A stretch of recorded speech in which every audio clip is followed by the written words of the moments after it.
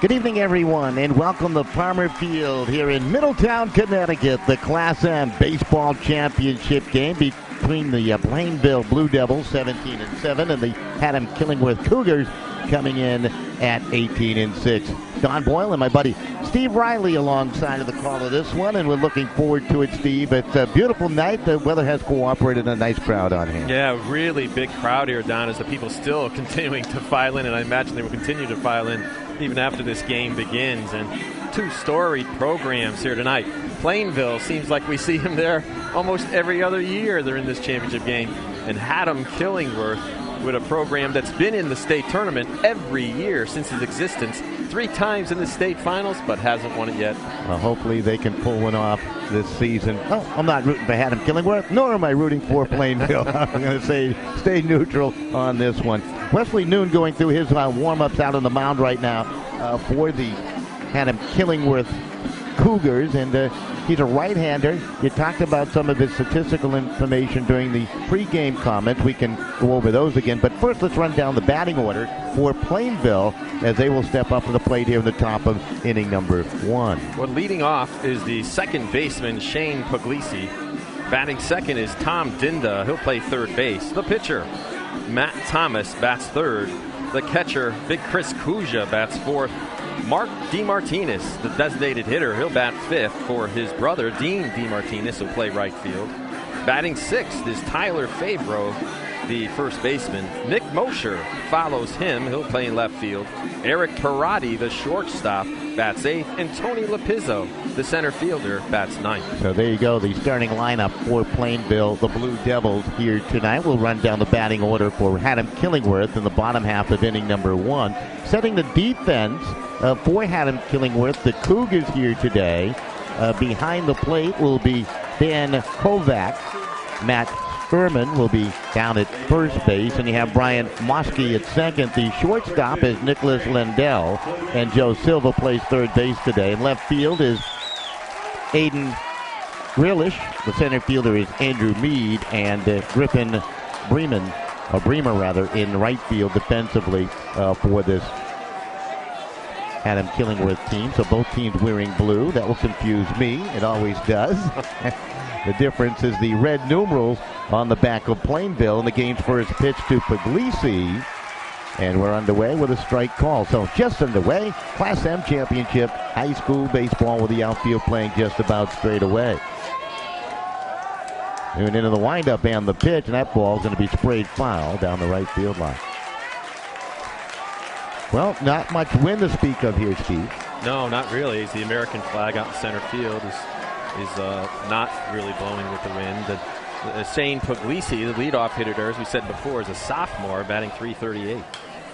That pitch is going to be bloop foul on the first base side and out of the reach of Sturman, who gave it a chase over there for Haddam-Killingworth. 400 feet to straightaway center field, 327 down that left field line, and you got about 322 down the line and right.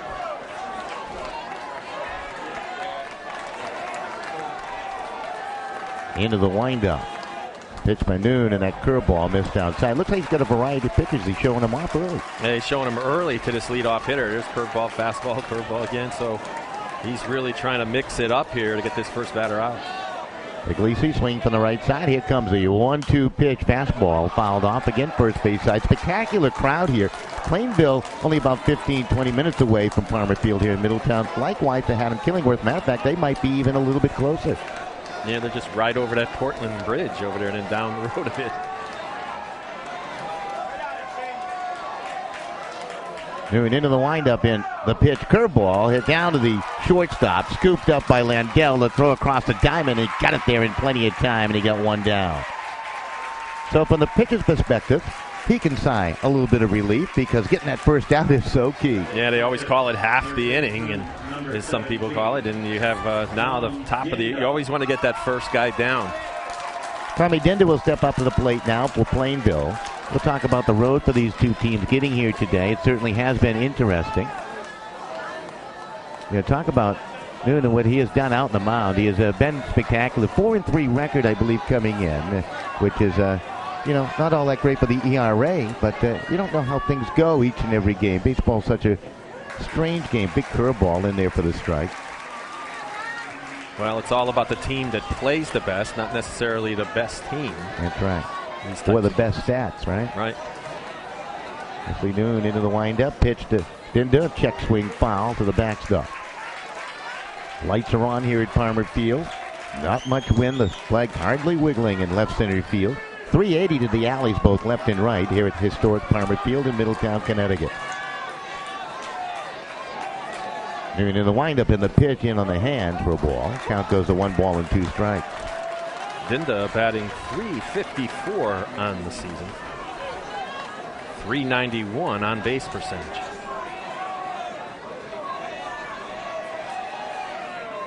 Here comes the 1-2. That ball hit high in the air to the right fielder. Bremer is over, and he'll make the catch. He juggled it going into foul territory, but able to hold on. So a nice play right there, and Dinda is retired. Have to call that a flag in the fair territory for the out. I think that would have been a fair ball. Yeah, and may have dropped right in on that line. Usually that's extra bases. Nice play there by the right fielder, Bremer, because that's, he's a left-handed thrower. He's got to get that backhanded catch. Brings up Matthew Thomas, the pitcher today for Plainville. He's tall and lanky, swinging from the left side, and that first pitch is down low for a ball. So Plainville at the plate. It is scoreless here at the top of inning number 1. Thomas is a junior. And here comes the 1-0 pitch, curveball, check swing, pitch down low. Count goes 2 balls and no strikes. 2 out, nobody on here in the top of inning number 1. Yet amazingly, Don, Matt Thomas has played every infield position except catcher, although he started at the catcher last year. That's interesting, isn't it? I guess they found a solid catcher this year. That pitch is down low and away, so that's always good news when you have a guy that can catch it. Kovac, of course, behind the plate for Haddam-Killingworth. And he's also played left field and right field, so he's almost done it all. Actually, Kosher behind the plate for Plainville. That pitch a little high. 3 balls, 1 strike to count here to Thomas. So he's missed the versatility, you're telling me. Absolutely. Here comes the pitch, and that is outside. That's ball 4 to Matthew Thomas. That is the first walk issued by noon today. We have a base runner on, and it brings up Kuzma, the catcher. Some of these stats, Don, for Plainville are actually a little bit deceptive because Plainville's ballpark, where they play their games at home, very big ballpark, especially out in center field. So Kuzma comes up to the plate. He has 7 triples on the year, but no home runs. He's doing some housekeeping in that right-handed batter's box. There's our view from center field here today. Can certainly get a feeling with a great crowd in attendance here at Palmer Field. Martinez awaiting on deck, and from the stretch, Noon for the first time, curveball down to the third baseman, took a big hop to Sylvia, and he got it across in time, and Kusher and company retired. So the walk does not hurt in the top of 1 for Plainville. No runs, no hit. There was a walk and a runner left on base. We played a half of this Class M championship, and your score right here from Palmer Field, it is Plainville 0 and Haddam-Killingworth come to the plate. Back with the bottom half of 1 after this on the CIAC network. The stand is operated by the Middletown American Legion.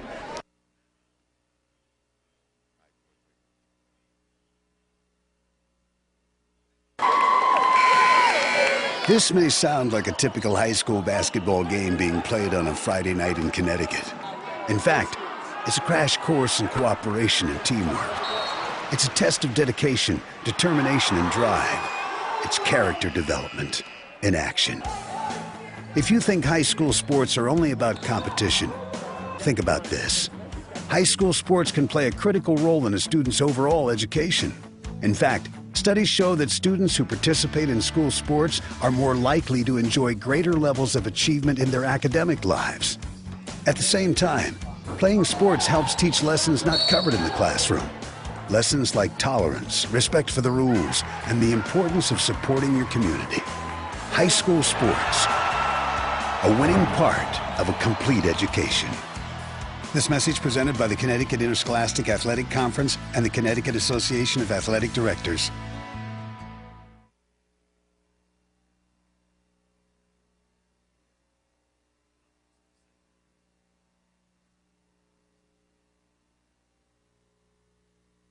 Right back here at Palmer Field in beautiful Middletown, Connecticut, as we move on to the bottom of 1. And here's the batting order for Haddam-Killingworth, the Cougars.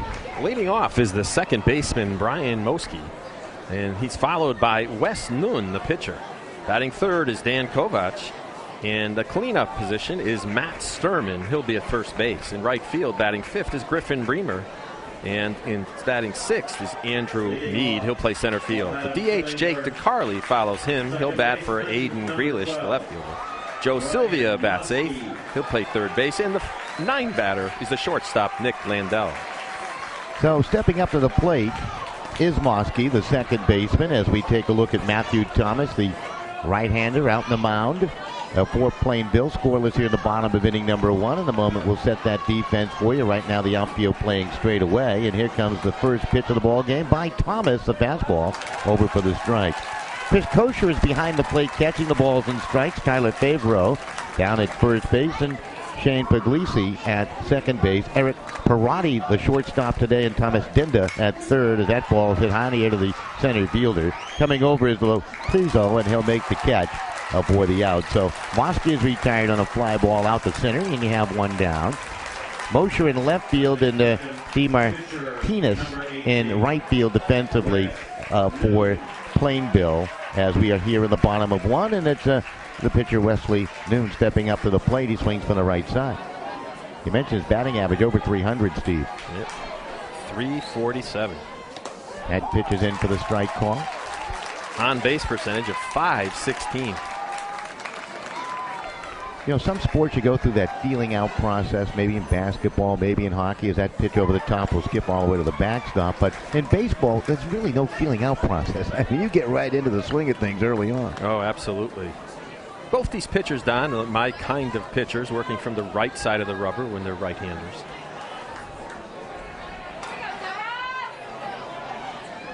Haddam-Killingworth coming in as the 9th seed. That ball is popped up and out of play behind us. Plainville coming in as the 11th seed. If you hear that big boom, that means the foul ball has landed on the hut tin roof above us here at this grand old ballpark. One out. Nobody on base here in the bottom of 1. Noon wiggles the bat, and the pitch up and in from Matthew Thomas, and the count goes 2 balls and 2 strikes. You know, we talked a little bit earlier about the coaches here, Don. The coach from Haddam-Killingworth, Mark Brooks, he's the only coach their school has ever had in baseball here. He's been the coach since 1978. That's older than me. And the coach for Plainville, his first year as the coach was Lou Mandeville, taking over for Bob Frymouth, a longtime coach of Plainville. Noonan's guys went high in the air to right field, and reaching up to make the catch, DeMartinez, and easily retired his Noon. So you have 2 outs, and it brings up Kovac, Danny Kovac, the catcher here for Haddam-Killingworth. Catcher number 4, Dan Kovac batting .346 on the season. 28 hits. Kovac swinging from the right, up in front of home plate. Here comes the pitch, and that ball driven down the left field line, and that's going to be a base hit, maybe more. It's going to scoot away from Mosher. He's going to have to chase it all the way to the fence, and digging in the second base with a 2-out stand-up double is Danny Kovac. For Kovac, that's his 6th double on the season.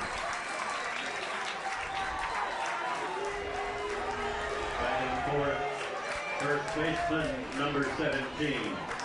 So with 2 outs, the Cougars threatening, and Sturman will step up to the plate. He's the first baseman tonight for Haddam-Killingworth. He swings from the left side, got a runner in scoring position.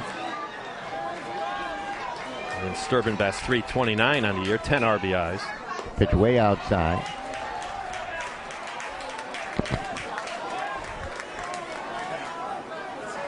We'll shift in the outfield now. Pizzo going a step or 2 towards left center field. Here comes the 1-0 pitch, and that ball hit on a looping liner right to the second baseman, Puglisi, and he makes the catch, and that will end the inning. Well, if Sturman got a little more underneath that, perhaps it would have been an RBI base hit. Instead, it's a looping line out to the second baseman. So, in the bottom of inning number 1 for Haddam-Killingworth, no runs, 1 hit, and a runner left on. We've completed 1 full of the Class M Baseball Championships, and you're watching it right here on the CIAC Network.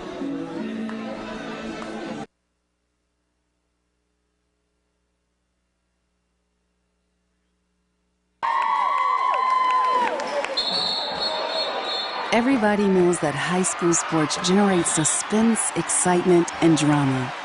They also generate higher grade point averages, stronger work habits, and greater self-esteem. Everybody knows that high school sports give us more value for our entertainment dollar. They also give us leaders committed to strengthening communities right here in Connecticut. The true value of playing sports in school can't be measured in wins and losses or dollars and cents. Studies show that participation in sports, along with other extracurricular activities, is one of the best ways to teach leadership, cooperation, accountability, and other invaluable life skills. Don't just stand on the sidelines. Encourage the young people you know to get in the game. When you do, you will be helping them get ahead in life. High school sports, a winning part of a complete education. This message presented by the Connecticut Interscholastic Athletic Conference and the Connecticut Association of Athletic Directors.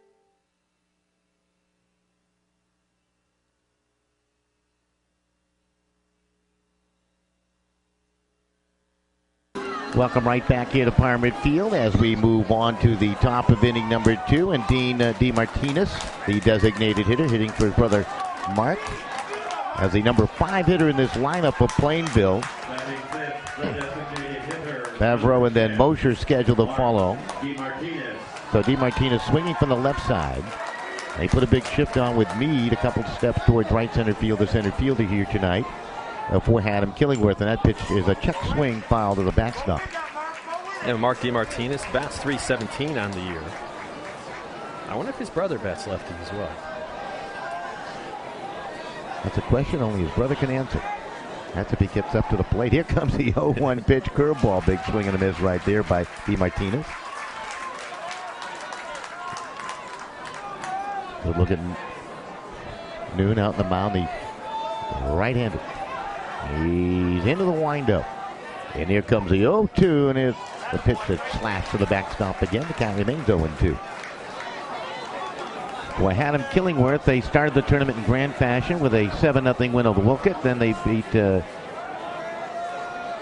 Wolcott Tech, and then they beat Wolcott by the score of 17-3. So they took on 2 teams from Wolcott. How do you like that? That's not fair. There's a ground ball. It's going to go through the right side of the infield for a base hit. DeMartinez becomes the leadoff base runner. Good bit of hitting right there. Yep, he did. He just took that fastball and drove it right between that first base, second base hole. First baseman, number 9, Tyler Favreau. So Favreau will step up to the plate for Plainville with a runner on and nobody out. Tyler, a 3-sport athlete, also plays basketball. He's a forward on the basketball team and a lineman on the football team. First pitch for ball. He bats .291 this season.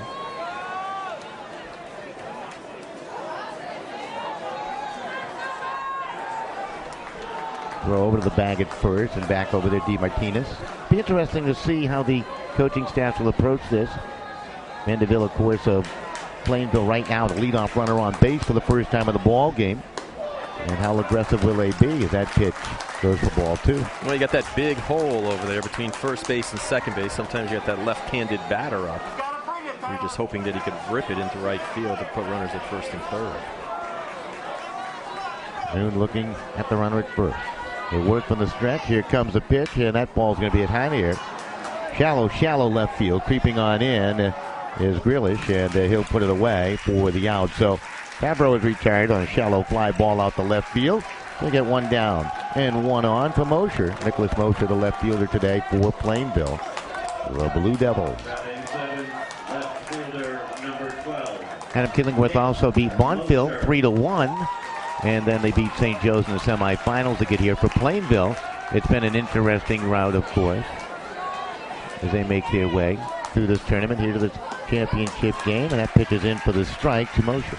Yeah, when Haddam-Killingworth, a bit of an upset, certainly, when they knocked off Montville. And that game, Don, took 2 days because it was continued. I believe it was suspended from a thunderstorm in the bottom of the 4th.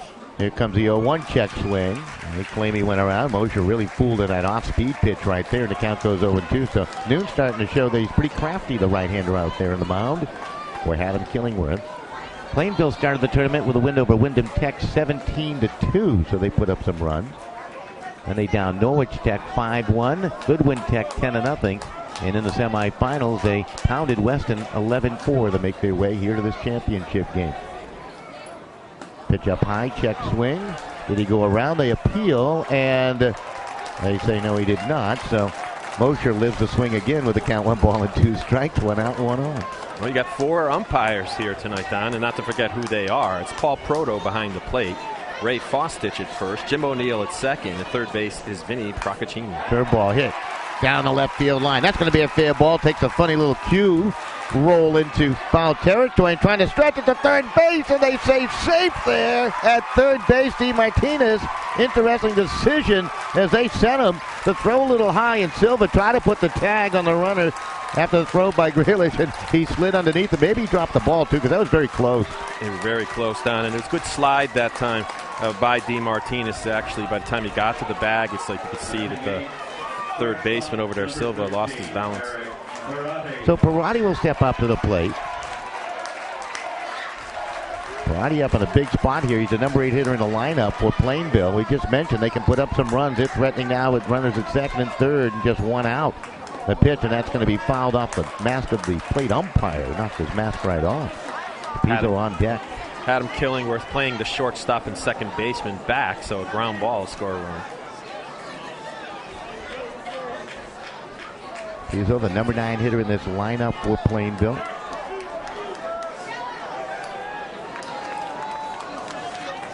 He's up in a big spot here.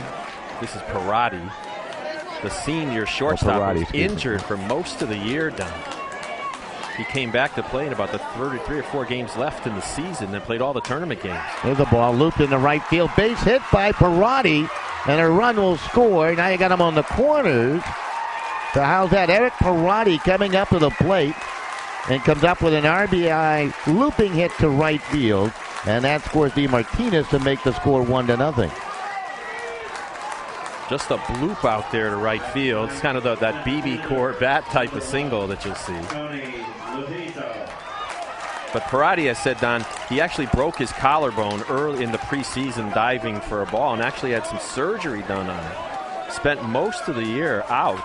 Returned to play shortstop in the final 2 or 3 regular seasons, but he has been the shortstop all through the tournament. So conversation out in the mound as Haddam-Killingworth tried to fix things very quickly here. Mark Brooks, the head coach, the manager of Haddam-Killingworth, the Cougars, probably out there saying to Wesley Noon to, hey, settle it down. 3 hits in the inning for Plainville. It's produced a run. They got him on the corners with 1 out. Well, a ground ball here could get Haddam-Killingworth out of any more damage with a double play. All right, here's Lapizzo coming up the swing from the right side. With runners on the corners, here comes the pitch, and there's a swing and a miss. Might have been foul tipped into the catcher's mitt. So Parati delivering the RBI base hit. Lapizzo, best 348 on a year, has 11 RBIs. Noon's on the stretch with the runners on the corners, pitch down low. Runners come down the line at third base, and they go a little bit up the second base line, and they come back to their bag. So they didn't take off and try to run on Kovac right there. Well, you really have to read that pitch going in the dirt earlier in order to make that. So if you could spot it, which is not easy to do, then you could take off as soon as you know it's going in the dirt. Pizzo, number 9 hitter in the lineup. Here comes the pitch, and that is over for the strike call. And the count goes 1 ball and 2 strikes. Puglisi awaits on deck, represents the top of the order for the Cougars. I should say for the Blue Devils here. The uniforms are mixing it all up. Both blue. Here comes the 1-2 pitch, and that's outside.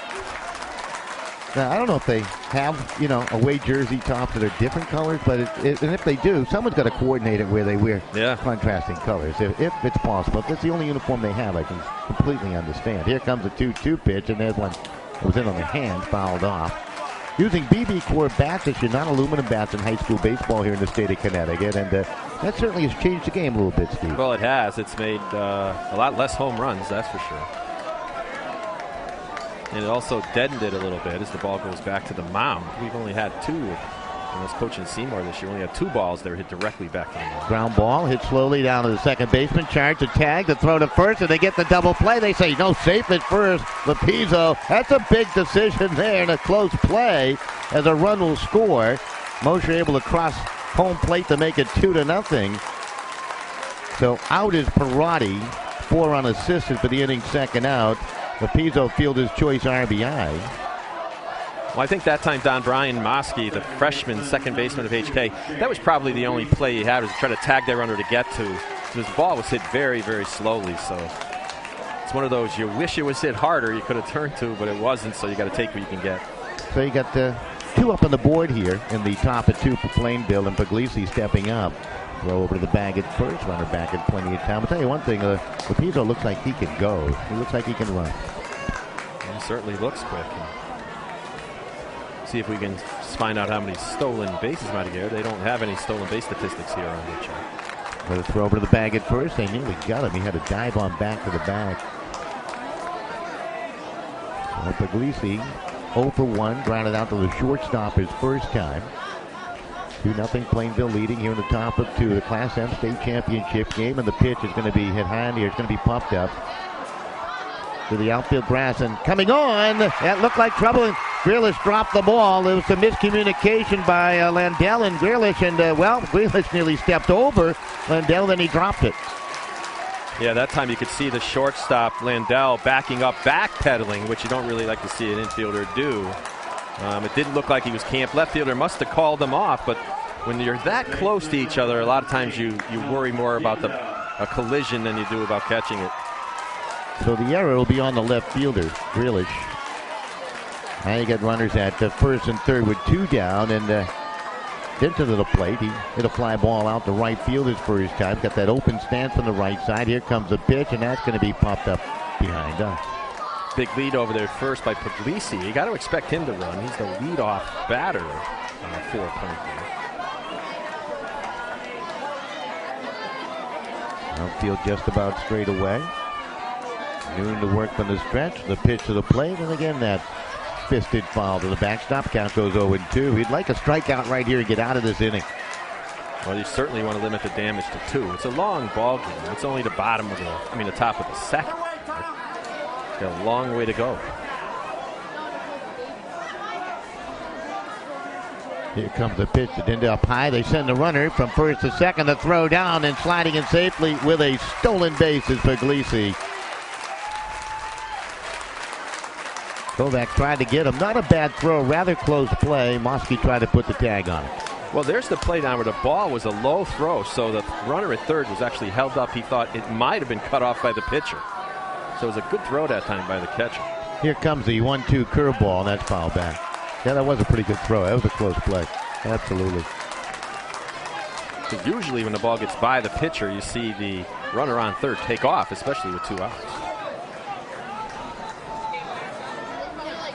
Noon to work on the stretch with runners at second and third and 2 down. The 1-2 is a tad high to count those level at 2 balls and 2 strikes here to Dinda.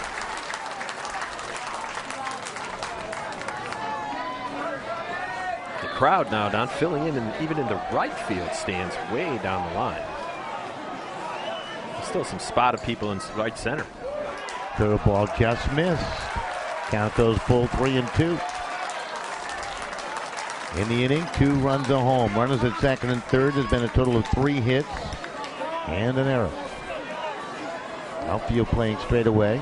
Grealish in left, Mead in center, Bremer in right field. Defensively for Haddam-Killingworth, the Cougars. Facing a tough situation. That pop-up could get him out of the inning, but who knows? That's Mosky to the outfield grass, and he'll catch it for the inning's final out. But the damage is done.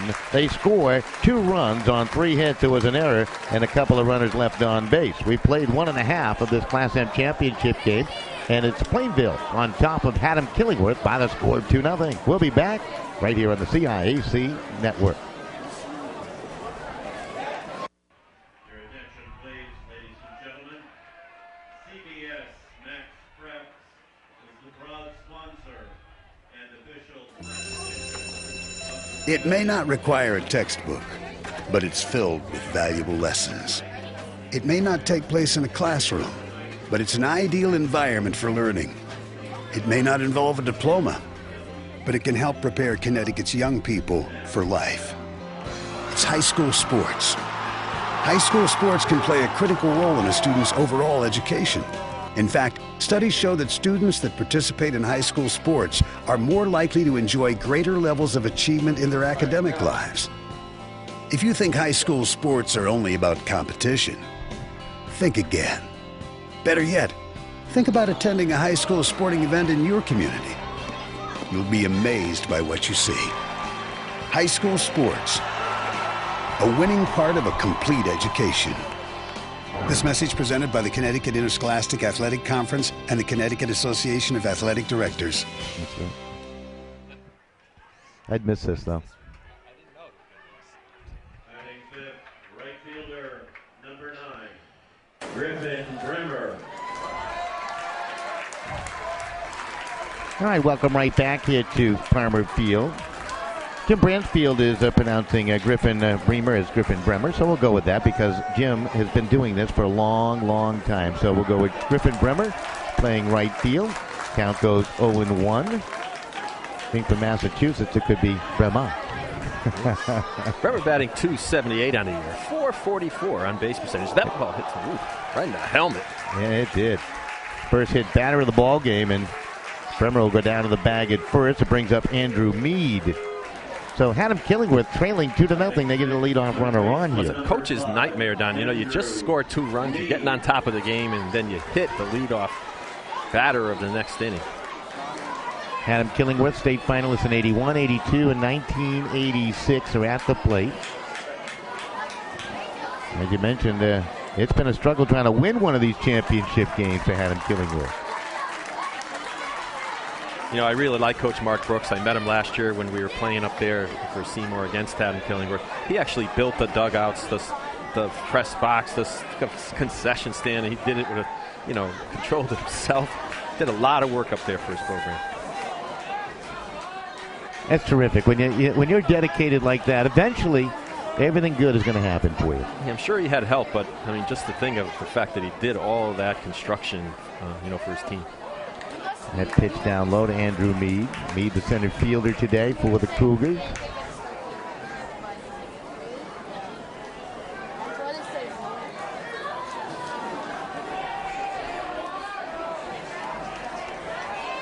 Matthew Thomas working with a 2-run lead. The 1-1 pitch, and it's going to be hit high in the air. Foul territory, first base side towards the stands, and out of play.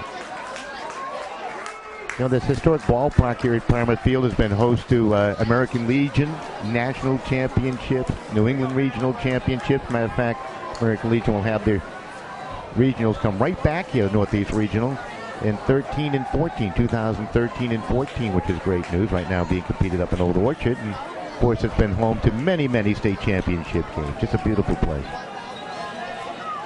Got to get you to go to Old Orchard next year, man. Yeah, absolutely.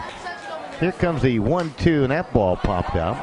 Again, foul territory, first base side towards the stands and out of play. Well, Favreau gave it a good run. You know, Don, one of the things that's really big for Plainville right now is the bottom of the order has put the ball in play. They've gotten hits and put the ball in play for Plainville. And that's really a great sign for any team when the bottom of your order can come through like that. Mead batting at .333 on the season. Going to run it down at first. Big gap in the outfield. Very interesting defensive alignment. That pitch up high. Maybe we can take a look at that with our behind the home plate camera there. You got the left fielder, Mosher, playing just about straight away. Pizzo, the right fielder, way over in right center field. And DeMartinez virtually straight away in right, but a big gap out there in left center field. Yeah, they're playing him almost like you would a left-handed batter. Yeah. Only usually with a left-handed batter, your left fielder would play a little bit shallower. So I guess if he does pull it, they're expecting it to go a good distance. Down at 3-2, and the pitch is going to be popped up again, foul territory, and again out of play to the first base side.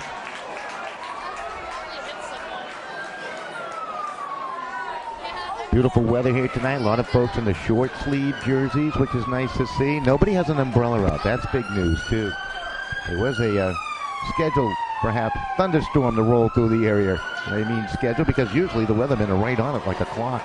Yep. You remember last year, Don, in the state title game, we had a lot of rain in a couple of 3-2 pitch hit down the third baseline and foul. That's a pretty good bat by Mead. He's making Matthew Thomas work out there in the mound. Yeah, he's really battling. Yeah, this HK team, Don, I saw them earlier this year playing at East Haddam, East Hampton, rather. It was a 1-0 ball game. They didn't score any runs. And then all of a sudden, they started putting up runs all over the place in their league tournament as well as in the tournament itself. There goes the runner on the hit and run, and that ball is flying out to right field. DeMartinez will camp underneath it and make the catch, and runner scurries back to the bag at first. That's Beamer, and Meade is retired on a fly ball. He was up there for a while. He got his money's worth, didn't he? It's in the batting cages. They would have been a couple of quarters worth. Yeah. So DeCarly, the designated hitter, will step up here for Haddam-Killingworth. Carly on the season, that's .316, .495 on base percentage, 25 hits, scored 17 runs. He's got 23 RBIs too, but he pops up this first pitch. Puglisi will camp underneath it and make the catch. DeMartinez came roaring up his backside, but Puglisi able to make the catch and hold on for the out. So quickly 2 outs. Brings up Joe Silva. Third baseman number 8, Joe Sylvia. So Sylvia to the plate. Sylvia hasn't batted that much this year, Don. He's only had 10 plate appearances going into this game. Sylvia swings from the right side. Wind's starting to pick up just a little bit. Can start to feel that breeze as we look at the flags in left and center field. So Sylvia swinging from the right side. Thomas on the mound will spin and throw to the bag at first. Runner get back in time. Thomas has a good move down. He literally throws that ball to first almost before he steps towards first base. Good footwork. And on the bottom of 2, Plainville with the 2-0 lead over Haddam-Killingworth. 2 in the second. That pitch just missed outside. Because normally when you have a pitcher as a high kick, you expect runners to go and make it. But with Thomas out there, really has a good move to first. So he's keeping Haddam-Killingworth's runners close. Here comes the 1-0 pitch, foul back. Count goes a 1-1 to DeCarly. He's also using the technique down of holding the ball quite a bit, which actually it works a lot with runners on base.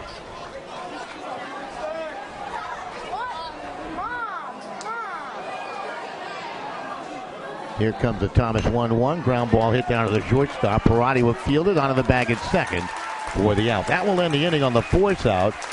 And we are through 2 complete. In the inning, no runs, no hits with a hit batter, a runner left at first base. So we'll be back with the top of 3. Your score, Plainville.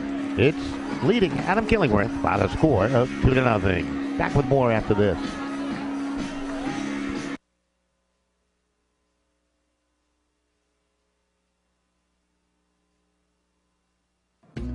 These days, the concept of value matters more than ever. And you'd be hard-pressed to find a better value than high school sports. Extracurricular activities, including sports, make up about 2% of the budget for a typical Connecticut high school. In return, participation in sports promotes citizenship and sportsmanship. Sports also instill a sense of community pride and teach lifelong lessons about cooperation and self-discipline. They encourage physical fitness. They produce community leaders. By offering so many benefits to the community for such a small percentage of a school's overall budget, it's easy to see why high school sports are one of the best bargains around. The real cost would come from not having them at all. High school sports, a winning part of a complete education. This message presented by the Connecticut Interscholastic Athletic Conference and the Connecticut Association of Athletic Directors.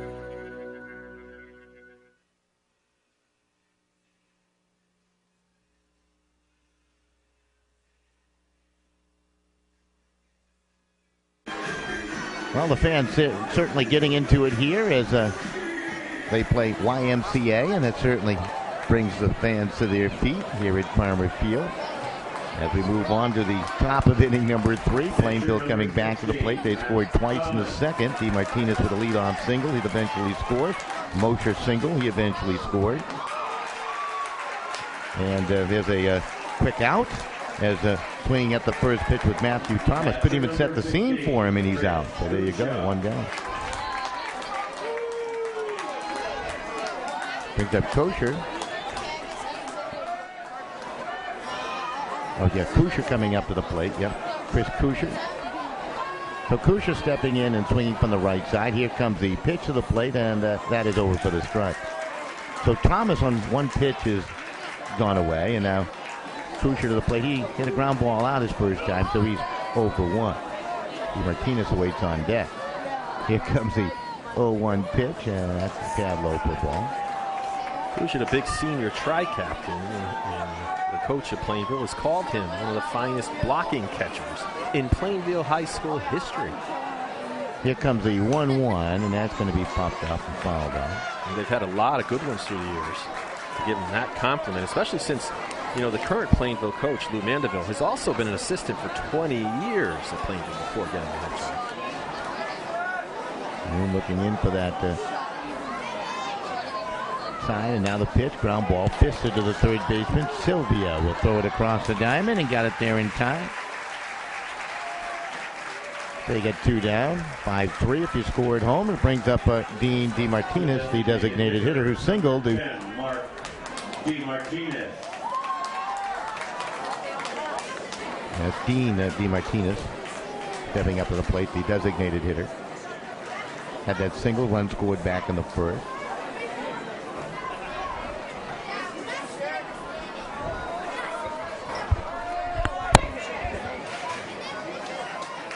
So DeMartinez swinging from the left side with 2 quick outs. And here comes the pitch to the plate, and that ball is going to be popped up and fouled off down the left field line.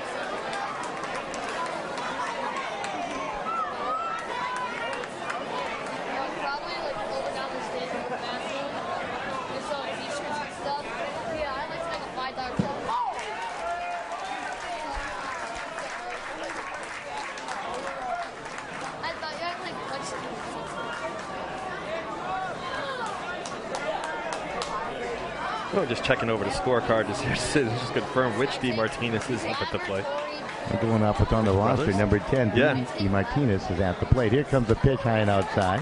There was some discrepancy. Was it brother Mark that was to the plate? So we're now checking and making sure up on the scoreboard behind us where they put the lineups up. But the official lineup on the board behind us, Don, has Mark up there. That pitch is fouled back.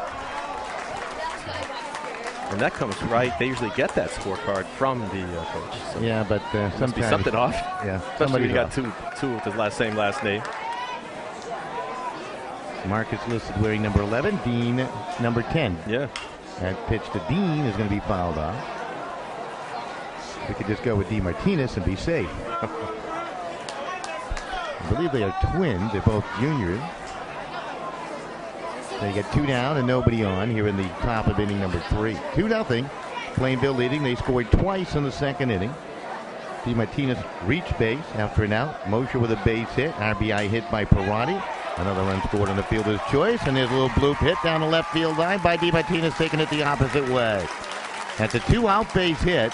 And as the 4th hit of the ball game for Plainville, it brings up Tyler Favreau, the first baseman. First baseman, number 9, Tyler Favreau. So Favreau to step in. Right now, Plainville trying to do some damage with 2 away. Blue Devils leading 2-0.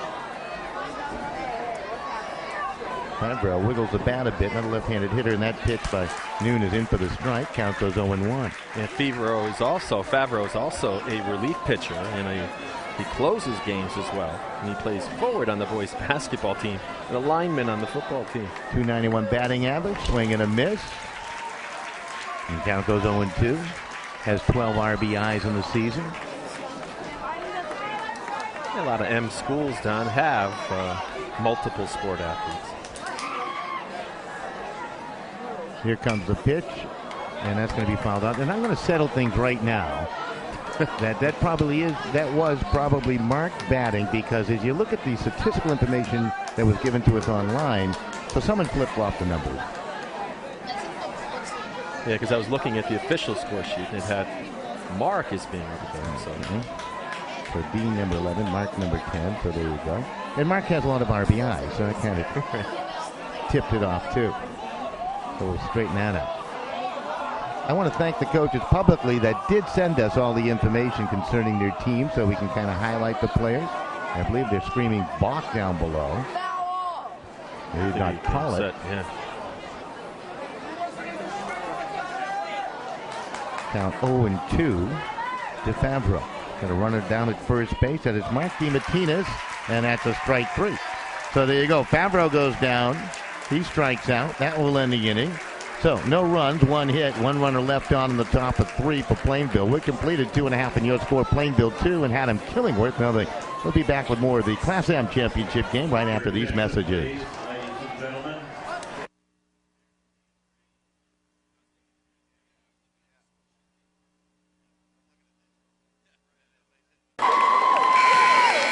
This may sound like a typical high school basketball game being played on a Friday night in Connecticut. In fact, it's a crash course in cooperation and teamwork. It's a test of dedication, determination, and drive. It's character development in action. If you think high school sports are only about competition, think about this. High school sports can play a critical role in a student's overall education. In fact, studies show that students who participate in school sports are more likely to enjoy greater levels of achievement in their academic lives. At the same time, playing sports helps teach lessons not covered in the classroom. Lessons like tolerance, respect for the rules, and the importance of supporting your community. High school sports, a winning part of a complete education. This message presented by the Connecticut Interscholastic Athletic Conference and the Connecticut Association of Athletic Directors.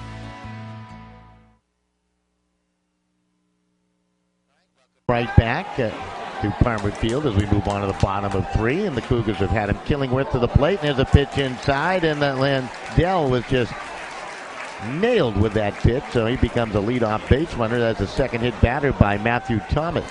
The second leadoff hit batter in the game. So Moski will step up, hit a fly ball out to right field his first. I should say center field his first time. May have drifted over there a bit towards right center. So Moski 0 for 1. Matthew Thomas on the mound. Here comes the pitch, and that's going to be bunted foul. Have you seen a lot more small ball strategy with the DB quarterback? Especially, you've seen a lot less double plays because the ball doesn't reach the infielders as quick as it did in the past. A lot less deeper fly balls, some blue pits that somehow drop in. A lot more bunts, absolutely.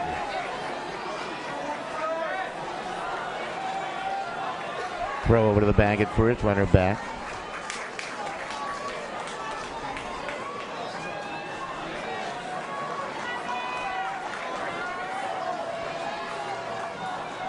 Thomas, the right-hander.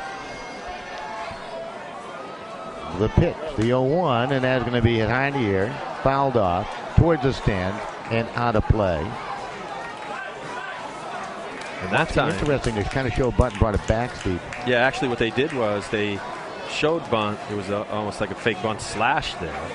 That time, the first time up, he tried to bunt.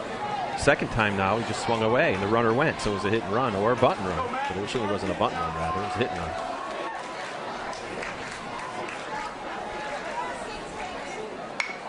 Hit a line drive right back to the pitcher. Actually took a hop, didn't it? They get the out the bag and second on the first. Boy, with a nifty play by Thomas. And that was hit sharply right back to him.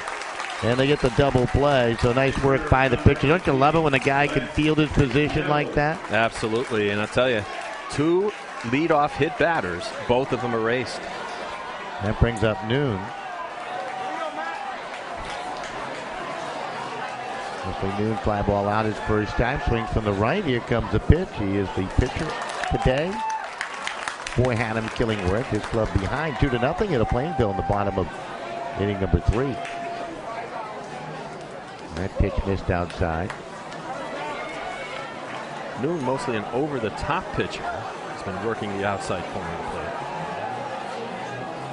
Here comes the pitch, and that missed outside for ball. Baseball's an interesting game. You know, some folks call it a slow sport, but look down for a minute and something happens. Absolutely. It's amazing. And all the strategy that's involved. Here comes the 2-1 pitch. That missed inside. Coach is calling the pitches for both Haddam-Killingworth and Plainville. You can see the catchers turning towards the dugout before each pitch. Here comes the pitch, and that's a strike call. Count those full 3-2.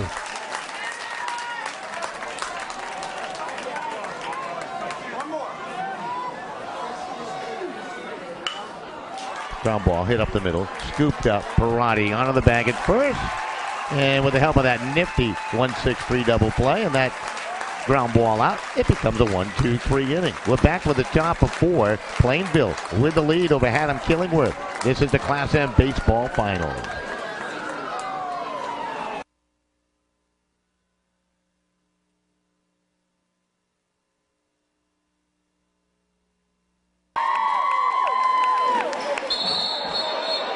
Everybody knows that high school sports generate suspense, excitement, and drama. They also generate higher grade point averages, stronger work habits, and greater self-esteem. Everybody knows that high school sports give us more value for our entertainment dollar. They also give us leaders committed to strengthening communities right here in Connecticut. The true value of playing sports in school can't be measured in wins and losses or dollars and cents. Studies show that participation in sports, along with other extracurricular activities, is one of the best ways to teach leadership, cooperation, accountability, and other invaluable life skills. Don't just stand on the sidelines. Encourage the young people you know to get in the game. When you do, you'll be helping them get ahead in life. High school sports, a winning part of a complete education. This message presented by the Connecticut Interscholastic Athletic Conference and the Connecticut Association of Athletic Directors.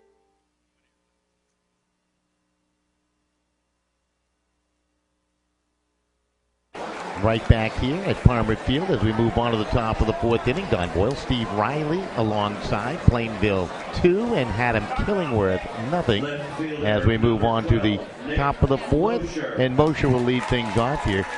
Nick, his first time base hit with a run scored back in the 2-run second inning for Plainville, and they have the 2-0 lead. They're out hitting Haddam-Killingworth 4-1. Noon. Nick Mosher's the guy who his coach says that he's the comedian of the team and keeps everybody with their spirits up. Yeah, you got to have one of those guys. Here's a little bouncer off the end of the bat taken by Sylvia and thrown along, and the comedian is done. Mosher had the hook pulled on him. Yeah, and he said that he does his best impersonations of his coaches. You got to have a guy like that on your team, right? Yeah, keep everybody loose. Yeah. Parati to the plate, RBI base hit his first time. Swing from the right side. Bloop went out to right field to score the game's first run. Here comes the pitch, and that is in there for the strike. It's got to be a bit of a surreal season for Parati, Don. You know, you break your collarbone early. You don't even come back to your last 2-3 games this season. Now all of a sudden you're playing for a state championship. Thank you, teammates. Yeah. Here comes the 0-1 pitch. He's going to pop it up. Catch it with the master off. Go back over to the screen. Did he make the catch? Bouncing into the wall. He makes the catch. Nice play by Kovac. There's 2 down. And that's a great play that time by Kovac, as he had to really watch that netting, and unfortunately for him, the ball didn't hit it. I remember some of these kids, Don. Didn't they play for either RCP or, not RCP, but maybe Middletown, American Legion?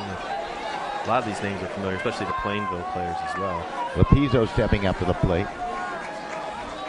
A lot of familiar names. We'll see some of these guys again this summer. That pitch a little high for a ball. Puglisi awaits on deck. Lapizzo's going to have a quick chat with his head coach. The one offensive conference per inning that you're allowed under CIAC rules.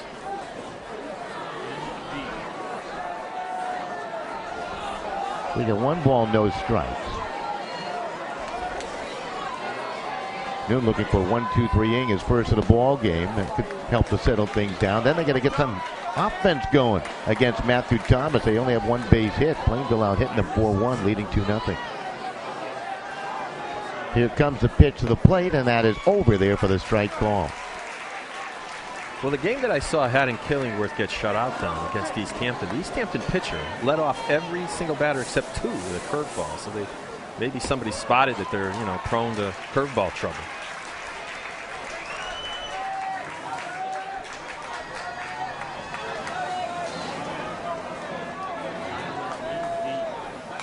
That pitch is fouled back.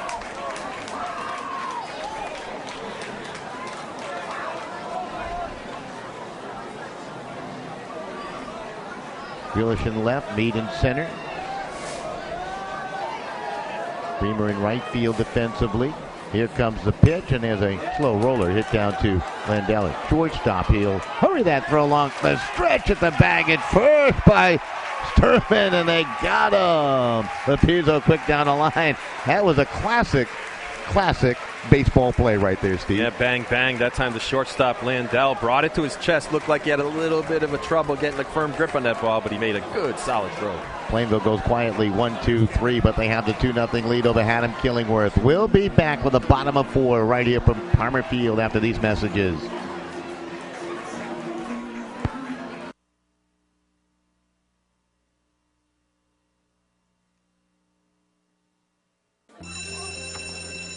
It may not require a textbook, but it's filled with valuable lessons.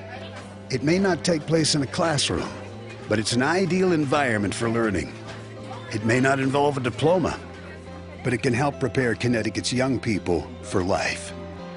It's high school sports. High school sports can play a critical role in a student's overall education. In fact, studies show that students that participate in high school sports are more likely to enjoy greater levels of achievement in their academic lives.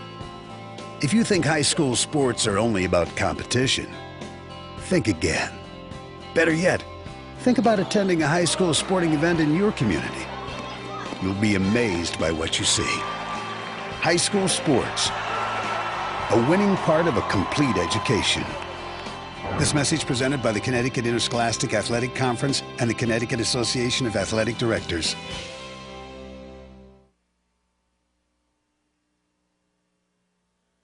Dan Kovac stepping up to the plate, and the curveball from Matthew Thomas in for the strike. Count goes 0-1. Kovac, his first time up, came up with a double as he spanked it down the left field line. Swing and a miss right there. The count goes 0-2 as Thomas able to pull the string on him a bit. He's shown a pretty good ability to change speed, Steve. Yeah, plus he's keeping that ball low and away to these Haddam-Killingworth batters. That pitch missed outside. It's kind of a funky motion sometimes coming over the top like that. Yeah. It drops down. High kick, 12-6 motion. Here comes the 1-2 pitch, and that's upstairs. Count goes 2-2 to Kovac. Sturman on deck. Usually you don't have as much, over-the-top pitcher. It's a little bit, it's not as scary as a side armor or three-quarter guy. He might have a breaking ball right at you. 2-2, missed outside. Count goes full at 3-2. That was close. Yeah. Kovac trying to ignite some offense here for Haddam-Killingworth, down 2-0. Only have one hit in the ball game. That was Kovac's back in the first. He chops this one up the middle. This could be trouble. Parati will field it, and from the bag at second, he'll throw it away.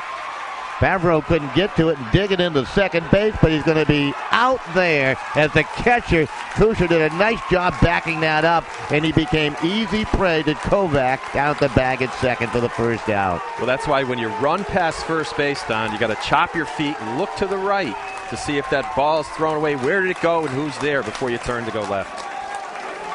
Kusher did a nice job of backing that play up, and he's thrown out 2-6.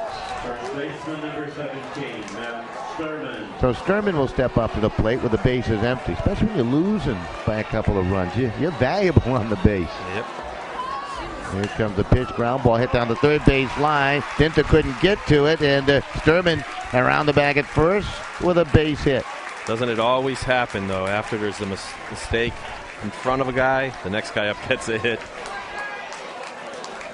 Just seems to always happen that way. It'll be E6 on Parati on that previous play. Kovac then thrown out, 2-6. Sturman comes up with the second base hit of the ball game for Haddam-Killingworth. Bremer steps up, and that pitch is a tad low, and Kusher made a nice stop behind the plate, able to keep that ball out in front. He's done a nice job behind the plate. Yeah, and I can see why now that Coach Lou Mandeville calls him probably the best blocking catcher in Plainville high school history. Thomas from the stretch. The pitch. Line drive, base hit. That was a solid hit. Baseball right there. And boy, now they're starting to tee off on Thomas a little bit here. That's 2 consecutive hits. The what-ifs continue, right? They got runners at first and second. Andrew Meade to the plate. Bremer was hit by a pitch his first time, so a little payback right there with that drive out the left field. Yeah, HK starting to show some of that hitting that they did earlier in this tournament. Yeah, they've had a couple of double-digit games. Plainville likewise. Yeah. Good look at the Sturman.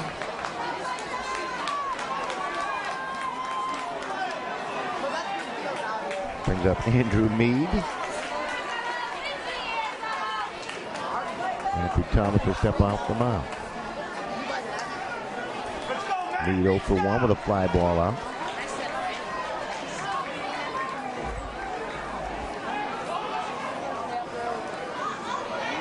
Here comes the pitch, and there's a check swing strike.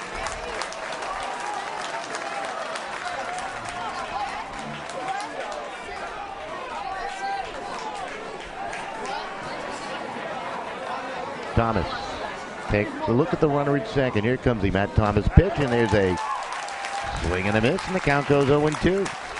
Looked like that time that runner on second base out there, Matt Sturman, might have been trying to telegraph what the nature of that pitch was to his batter. Thomas from the stretch, count 0-2, 1 out and 2 on here in the bottom of the fourth, and the pitch missed outside as he waits one. The count goes 1-2 now to Meade. DeCarly on deck, the designated hitter. Haddam-Killingworth now has 3 hits in the ball game, 2 here in this inning. The 1-2, swing and a miss, and a strikeout to Meade. This time Meade chased an up fastball. That's the first strikeout of the ball game for Thomas. So DeCarly will step up, popped up to the second baseman his first time. He's up in a big spot right here, nearly midway through this game with his club trailing 2-0. He's got a runner in scoring position. And DeCarly actually has 25 hits on the year, 17 runs. A gap out there in left center field. Rapizzo a step or 2 towards right center.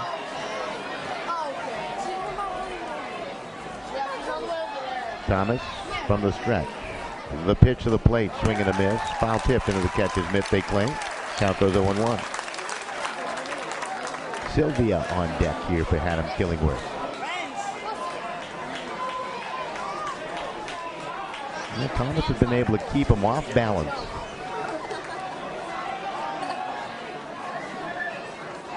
Here comes the 0-1, missed outside.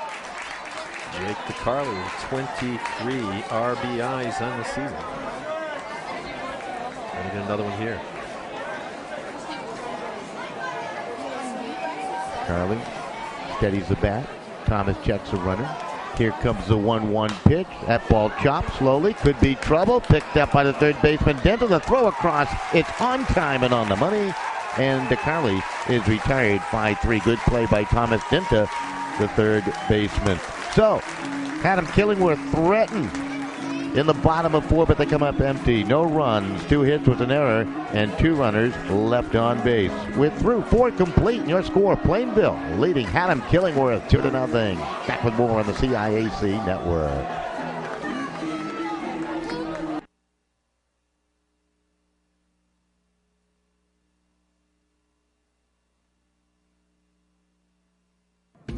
These days, the concept of value matters more than ever. And you'd be hard-pressed to find a better value than high school sports. Extracurricular activities, including sports, make up about 2% of the budget for a typical Connecticut high school. In return, participation in sports promotes citizenship and sportsmanship. Sports also instill a sense of community pride and teach lifelong lessons about cooperation and self-discipline. They encourage physical fitness. They produce community leaders. By offering so many benefits to the community for such a small percentage of a school's overall budget, it's easy to see why high school sports are one of the best bargains around. The real cost would come from not having them at all. High school sports, a winning part of a complete education. This message presented by the Connecticut Interscholastic Athletic Conference and the Connecticut Association of Athletic Directors.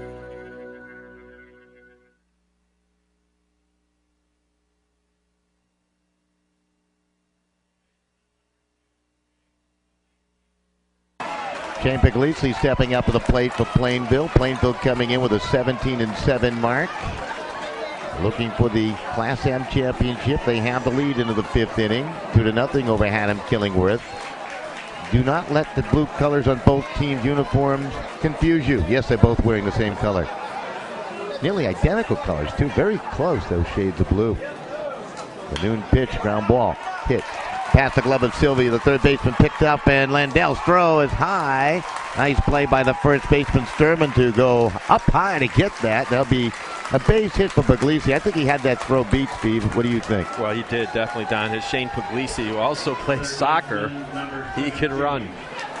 Puglisi now 1 for 3. It reached on an error back in the second inning. Got it out prior. Into the plate. He's 0 for 2 with a pop up and a fly ball out. Both to the right side, so he's been late on Wesley Nunn's offerings here. Nunn has given up a total of, with a throw to the bag at first, 5 hits in the ball game. For Plainville, 2 runs on 5 hits, 1 error. For Haddam-Killingworth, no runs on 3 hits and an error. Then to try to get something going, throw to the bag at first again. Puglisi got back over there. Dinda with 2 sacrifice bunts on the season. Only 4 walks, so he really puts the ball in play. Noon's pitch to the plate, and that's a little low. Hey, I was here earlier today, Steve, setting up some of the equipment and the like, and getting ready for this broadcast. The grounds crew is here working, cutting the grass, getting the infield ready, sweeping up, doing all kinds of great things. There's a bunt. It was in on the chest, and it's bunted foul down the third base line. Dinter just couldn't get out of the way on that pitch coming right at him. Yeah, it's a defensive bunt that time. If he had pulled that bat back, he would have been first and second, nobody out. But maybe with a broken rib. The way he had turned face on. You always turn. I know. You're taught to turn away to move that shoulder into the ball, but and it's hard to tell from an umpire's point of view if a guy offers it a bunt like that when you're pulling it back towards your chest, instead of pulling it way back and turning away. So it might have been tough for somebody to say that he actually got hit without swinging. Here's the pitch and the bunt attempt. Third base side, that's a pretty good one. It's going to be picked up by Kuhn. His only place to go to first. And look at that, trying to go first to third because nobody was covering. There's no throw. Alert play by Puglisi. Nobody covered the bag at third. The shortstop, Landell, did not wheel over. Well, actually, that's got to be the third baseman or the pitcher or the catcher. It really, you're not going to. What happens on the bunt is the first baseman would charge. The second baseman covers first. The shortstop in that position tried to cover because he saw nobody covering it, but it was late. But the third baseman and the pitcher got to get together. Whoever's going to field it, the other guy has to run back and cover. Or the catcher can run immediately on the bunt. He'd have to be pretty quick to get over there. But you're right. Oh, yeah. Puglisi going first to third. Heads up play by Puglisi. Now he's in scoring position. That was a very effective sacrifice bunt. Infield coming in around the horn now for Haddam-Killingworth as Plainville has a 2-0 lead here in the top of the 5th inning. Matthew Thomas at the plate trying to help his own cause, and he just might as he loops one in the center field. Coming on the center field, and Meade makes the catch. Nice play, and the runner will hold at the bag at third. That time the runner on third made a mistake, Don. He started to go forward as the ball was hit instead of staying at the bag because the center fielder was running towards left field. It would have been a difficult throw for him, but without tagging up, he made it impossible to score. Meade coming on, making the nice catch. You think he would have had a chance otherwise, huh? Yep. Especially with 1 out. That time you might have sent him because he actually started to go, but it's too late. He who hesitates is lost. Kusha will step up to the plate, and that pitch is over the outside corner for the strike. But Chris Kusha in the ball game has grounded out a couple of times, close to the third baseman, Sylvia. Leap in the bag at third by Puglisi. Here comes the pitch, and that ball is going to be popped up and fouled off for his base side and out of play. D. Martinez awaiting on deck. That is Mark D. Martinez, by the way. After much debate and a lot of research. We put a lot of research into that.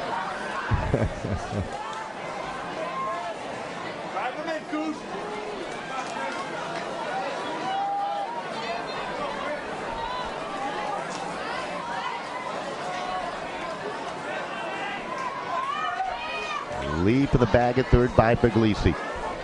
Trying to add to the 2-0 lead is Plainville. Here comes the pitch, and that just missed outside. Wesley Noon would have loved the strikeout right there, but the count goes 1 ball, 2 strikes with 2 outs. That is a tough pitch to hit.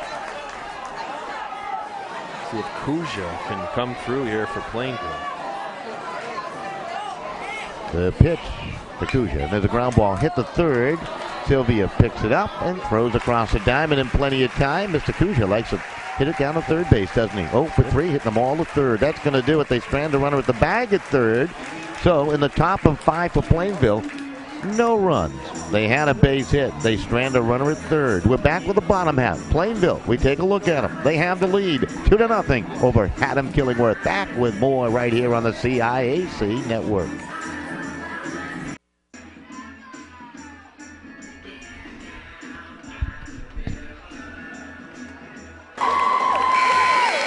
This may sound like a typical high school basketball game being played on a Friday night in Connecticut. In fact, it's a crash course in cooperation and teamwork. It's a test of dedication, determination, and drive. It's character development in action. If you think high school sports are only about competition, think about this. High school sports can play a critical role in a student's overall education. In fact, studies show that students who participate in school sports are more likely to enjoy greater levels of achievement in their academic lives. At the same time, playing sports helps teach lessons not covered in the classroom. Lessons like tolerance, respect for the rules, and the importance of supporting your community. High school sports, a winning part of a complete education. This message presented by the Connecticut Interscholastic Athletic Conference and the Connecticut Association of Athletic Directors.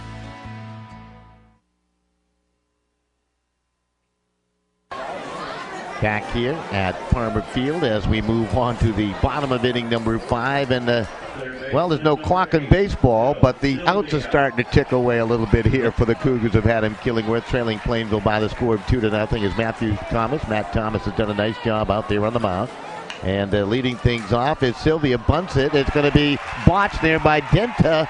Oh, tough break right there. Maybe he hurried it a little bit. Yeah, it looks like an error that time on the third baseman. See how they officially scored. It looks like they scored it there. So Sylvia safe at first, becomes a leadoff base runner here. We have not seen overpowering pitching performance by either pitcher here today when you count up strikeouts, but great control other than a couple of hit batters. Right. Mandel at the plate. He is hit by a pitch.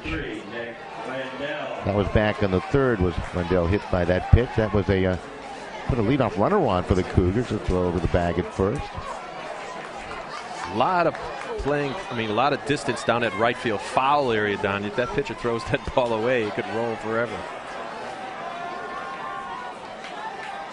A long look by Thomas. Another throw to the bag at first. Favreau over there at first base. Good look at the runner. Let Sylvia get back up, dusting off the hands. Give Sylvia a lot of credit, Don. He's only had 8 official plate appearances before today. So there's got to be a reason why they got him out there. He's on base, right? Yeah. Here comes the pitch, and they pull it back on the bunt attempt in there for the strike. So Landell took it back. It's a called strike. Count goes 0-1. As Sylvia down at first, reaching on the earth. You would imagine he must have some speed or something like that, too, right? Give him a little speed there on the base pass. Here comes the 0-1. They show bunt the pitch out. And they pitch it to the outside part of the plate, and maybe they thought there was a play on right there.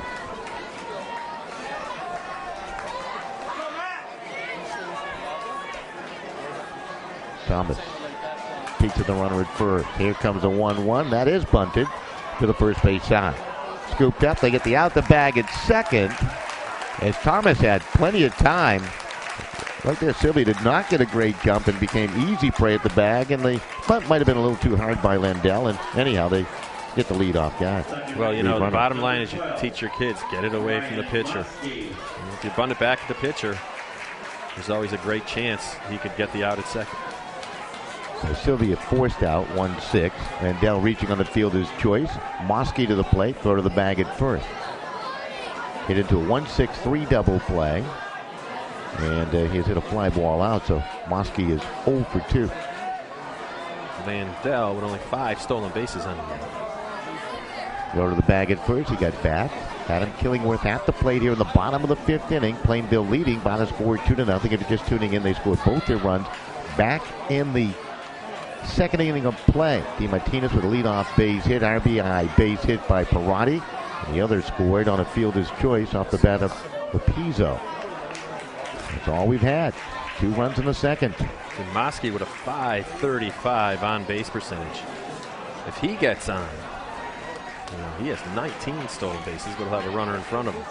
Here comes the 1-0, and that's way outside. Mosky, the leadoff hitter for Haddam-Killingworth, and out from behind home plate is Koshia. Let's have a chat with Matt Thomas. Well, that's what I like to see from a catcher, Don, is a catcher who takes charge. You see 2 balls in a row outside, you just walk out there and settle that pitcher down and get him to refocus. Plainville numbers 252.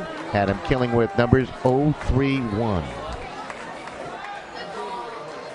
Class M state championship game. A little bit of a change. Usually they play the Class L championship game on a Friday night. That pitch is a tad low. I would imagine they knew there were 2 teams that are close in proximity. The Friday night game could bring a huge gate. And they were right. Yeah, it did. I mean, there's people all the way down that right field line. And maybe we can get a shot of the crowd in between pitchers here. Here comes the 3-0, and that's up high. That's ball 4, and Mosky draws the walk. Now you got runners at first and second.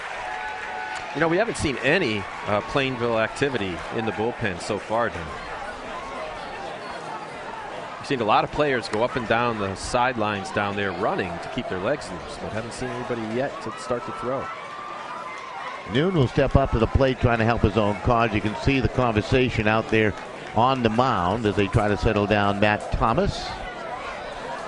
It was the first walk issued by Thomas, although he has hit a couple of batters here today. He has just 1 strikeout to his credit. And Noon, as we said before, bats .347, but he has 21 RBIs on the year. He's only struck out 10 times. 6 doubles, 1 triple. Thomas has handled him pretty well today. Fly ball out and a ground ball out to shortstop. Noon trying to help his own cause, trailing 2-0 here in the 5th. Here comes the pitch and the ground ball. Rolled down the left field line, just foul. A game of inches.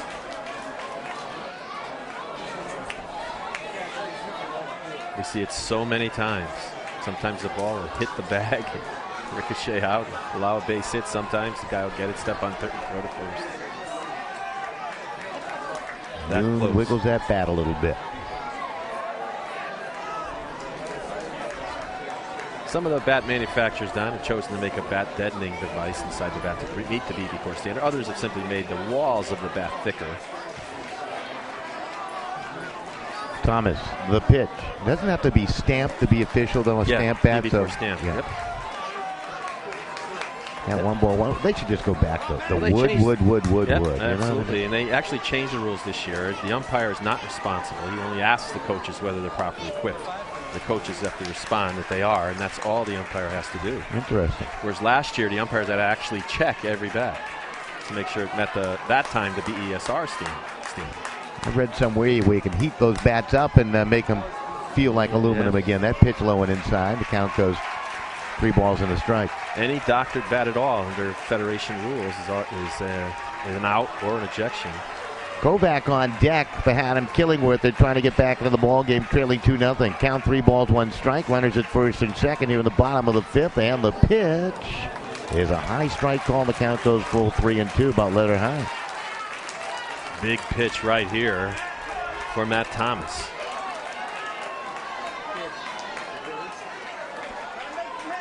Mosher in left field straight away. Papizo the center field. Martinez in right field. All just about straight away. The 3-2 pitch. That ball's going to be at high near to the right field. D. Martinez will come on in, and Mark will look up and make the catch for the out.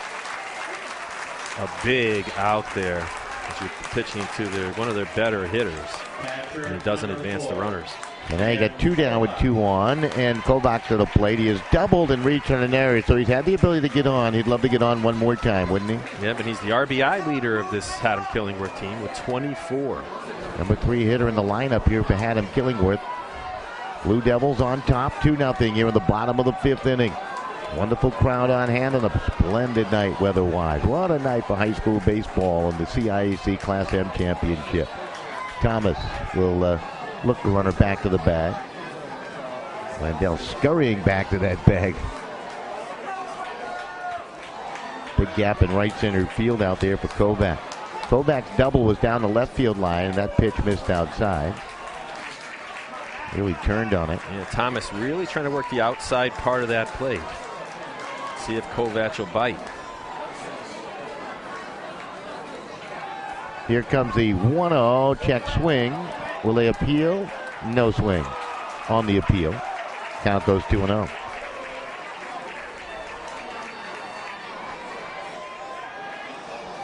That will dig back in.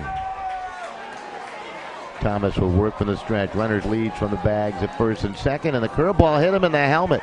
Tried to duck down and out of the way, and it clunked him in the head, right on the helmet. It was a slow curve, no harm done.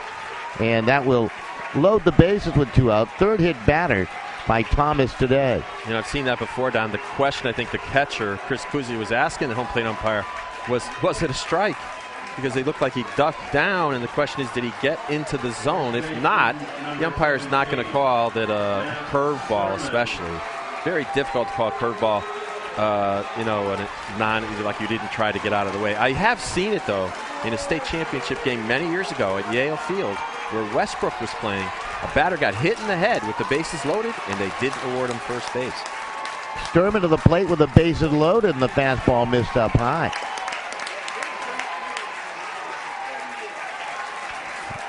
I was at a high school baseball game, Amity and Shelton, a couple years ago, where a couple of guys got hit by balls on the pitch, and that pitch has popped up, and this may get Plainville out of the inning. It's going to drift towards the foul line, and a dangerous catch by Mosher. Mosher lost it, I think, because he was really late getting in, nearly overran it, and that thing was going to stay fair. So Sturman is out on a circus catch out there in left field. They'll lead him loaded in the bottom of the 5th. Put a star next to that half inning of work. Your score through 5 full. Plainville 2, Haddam-Killingworth nothing. Back with more right here on the CIAC Network.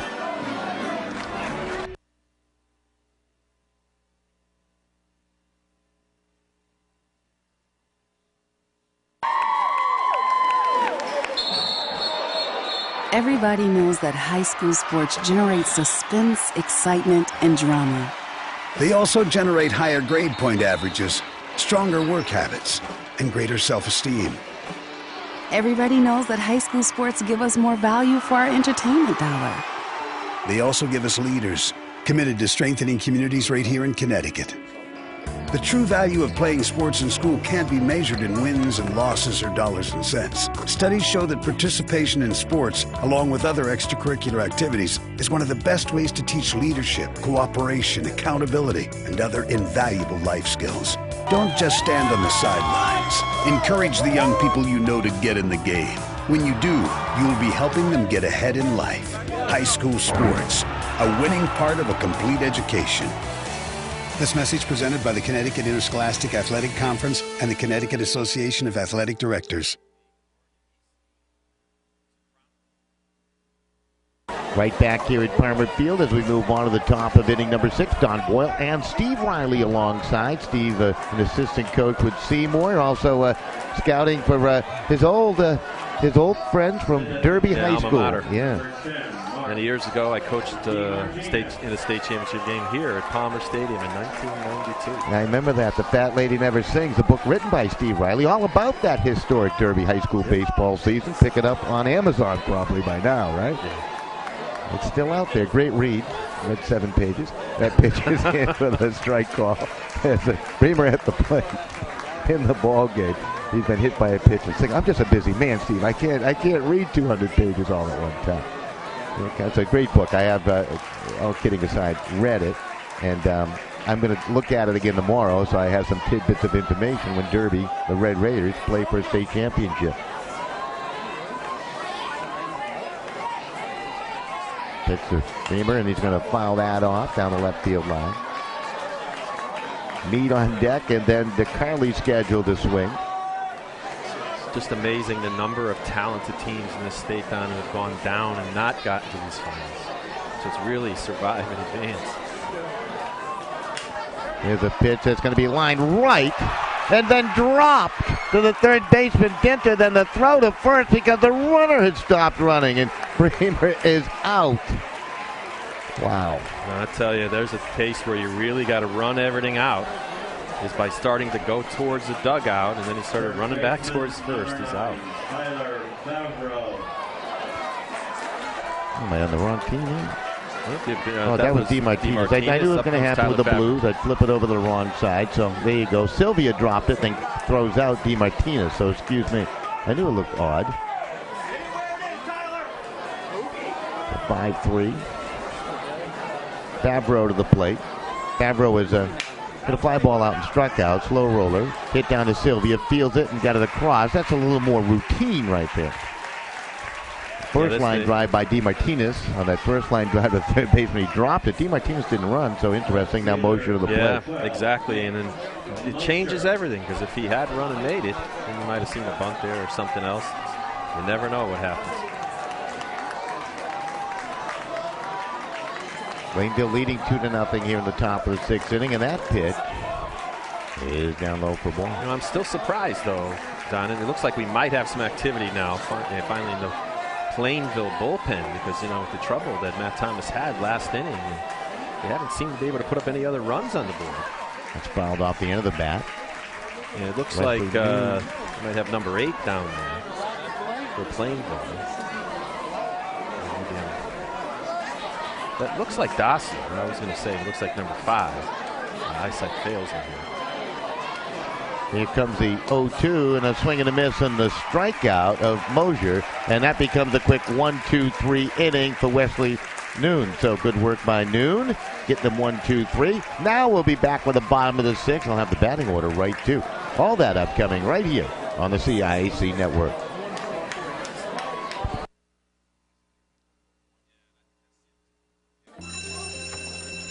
It may not require a textbook, but it's filled with valuable lessons. It may not take place in a classroom, but it's an ideal environment for learning. It may not involve a diploma, but it can help prepare Connecticut's young people for life.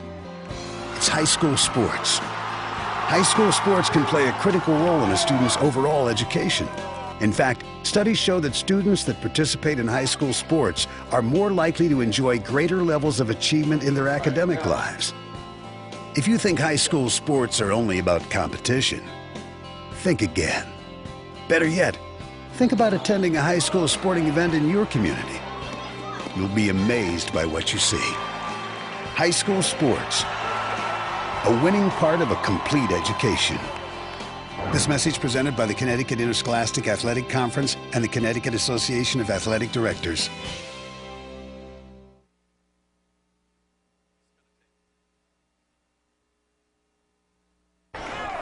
Back here at Farmer Field. Now we move on to the bottom of inning number 6, 2-0 score. It is Plainville with the lead over Haddam-Killingworth. Haddam-Killingworth coming to the plate here. And Griffin Bremer coming to the plate. He had singled and was hit by a pitch earlier, so he is 1 for 1. He's been on base twice. Meade and then DeCarly scheduled to follow as we're now in the bottom of inning number 6. And Haddam-Killingworth in the blue uniforms at the plate, and Plainville out in the field. As Matt Thomas. He's only allowed 3 hits, Stephen, here into the bottom of the 6th inning. He's been stellar today, except the last inning he ran into some trouble without the benefit of a hit. That ball lined right to the right field. A little bit of a leaping catch by DeMartinez, but he puts it away, and you have 1 down. Really important here for Matt Thomas to try to get these 3 outs, and then so the 7th inning will be like 8-9-1. For Haddam-Killingworth the other way around, they've got to get some guys on base to get to the top of the order again. So Meade to the plate, fly ball out. He is struck out, the only strikeout in the ball game for Matt Thomas. Here comes the pitch, and that is inside for a ball. In the bottom of the 6th inning. Thomas has kept him off balance, and he wiggled out of a dangerous 5th inning as Haddam-Killingworth had loaded the bases without the benefit of a base hit, and they could not come up with a clutch hit. They were held off the wall. It's still 2-0 Plainville. They scored their 2 runs in the 2nd if you're just tuning in. After a leadoff single by Mike DeMartinez. Mosher had a base hit. Parati with an RBI base hit. Apizzo fielder's choice RBI, and that's all we've had. Both runs back in the 2nd. Here's the pitch, and that's upstairs. That's ball 4. So Meade walks. 2nd walk issued by Thomas today, to go along with 3 hit batters. I can see now, Don, why they didn't have anyone warming up. I guess their 2nd man in is the first baseman, Tyler Favreau, as he ran down to the right field line before. only got in a couple of pitches and then had to come back as the third out was made. So DeCarly will step up to the plate. DeCarly in the ball game is pumped up to second, grounded out 5-3. Third baseman for both teams have been busy today. A lot of ground balls. And that's what it's all about, is putting the ball in play and making plays. Kusha behind the plate, Favreau at first, Puglisi, Parati in the infield at second and short defensively. That pitch is hit down to the third baseman. Dinto will field it on the infield grass and get that throw along in time. So the Carly erased on one pitch, and it brings up Joe Sylvia. Sylvia hit into a force out that ended the second and reached on an error back in the fifth, but was thrown out trying to motor down to the bag at second, which turned out to be a very costly play back in the fifth. You know, the big thing here from HK is even if they don't score a run, they've got to get a guy on so they can get to the top of the order next inning. Right now, it would be a 9-1-2 next inning. Meade, who had walked, advancing down to second. There's a roller through the infield. They're going to send their runner. Meade coming home. Here comes the throw. It's up the third base line. That's going to be an RBI base hit for Sylvia. He went after the first pitch and rolls it through. And Meade scores from the bag at second. And it's an RBI single. It's a 2-1 game. Well, that's the best thing you could have, is a base hit. And now let's see if they run this. Will they chance to run the 8th batter? And or if he's out, they'll allow the 9 batter to lead off next inning. Wendell to the plate. He's reached on a fielder's choice and hit by a pitch. Number 9 hitter in the lineup. Here's the pitch, and that's going to be a ball outside. A tad low from Matt Thomas. Yeah, Sylvia does have a stolen base on here. As we said before, he only has 8 plate appearances. For him to get that big clutch single is amazing. Good bit of hitting. Just rolled it through the right side of the infield. Meade scampering home from second to make it 2-1. Here comes the pitch down low in the dirt. And Kusha, what a nice stop. Kusha behind the plate. A nice stop again. Another big stop, as you say, Don, is that these runners could be advancing all over the place, but for that solid backstop there for Plainville. Kusha. Mosky is on deck. Represents the top of the order. Here comes the 2-0. That ball hit down the right field line, but it's going to sail foul. Landell batted .393 on the year. Good look at Sylvia. RBI base hit down at the bag at first. Let's have 8 singles, 2 doubles, no triples. And a singles hitter.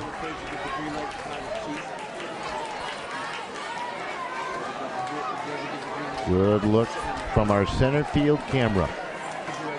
Landell digging back in. Thomas, a right-handed pitcher from the stretch on top of the hill.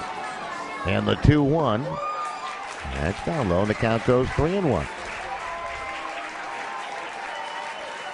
Here's the time where you just got to put it down there and take your chances. The odds are still with you as a pitcher. Bottom of the 6th inning. Cougars with a run home to make it 2-1. Here comes the pitch. That ball could be trouble. Looped in the right center field for a base hit. And a big swing of the bag at second base by Sylvia. And he scampers on back. So now you get runners at first and second as the bottom part of the order doing the job with back-to-back base hits. It brings up the top of the order and Brian Mosky. As we were talking about earlier, down the bottom of the order for both these teams are shining so far. Mosky has walked, hit into a 1-6-3 double play and hit a fly ball out to center. And there's going to be a conversation on the mound at least, maybe more. Let's wait and see. Game-tying run down the bag at second with the Haddam-Killingworth leadoff hitter at the plate. Could be. I'll tell you, what a position to be in as a freshman in high school here. As Brian Mosky's, I believe, a freshman for Haddam-Killingworth, being the leadoff hitter, batting in a state championship game with 2 outs, trailing by a run and a runner in scoring position. Well, they're going to leave Thomas in the ball game.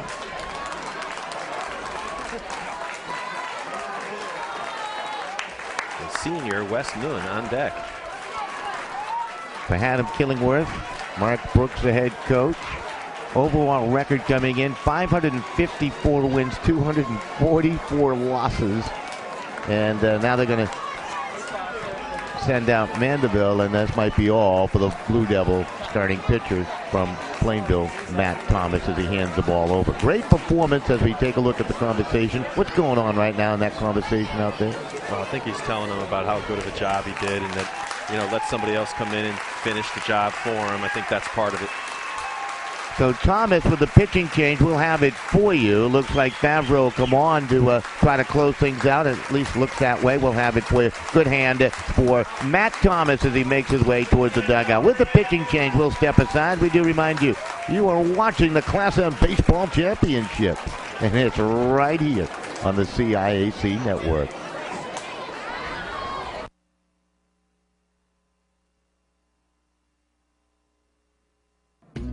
These days, the concept of value matters more than ever. And you'd be hard-pressed to find a better value than high school sports. Extracurricular activities, including sports, make up about 2% of the budget for a typical Connecticut high school. In return, participation in sports promotes citizenship and sportsmanship. Sports also instill a sense of community pride and teach lifelong lessons about cooperation and self-discipline. They encourage physical fitness. They produce community leaders. By offering so many benefits to the community for such a small percentage of a school's overall budget, it's easy to see why high school sports are one of the best bargains around. The real cost would come from not having them at all. High school sports, a winning part of a complete education. This message presented by the Connecticut Interscholastic Athletic Conference and the Connecticut Association of Athletic Directors.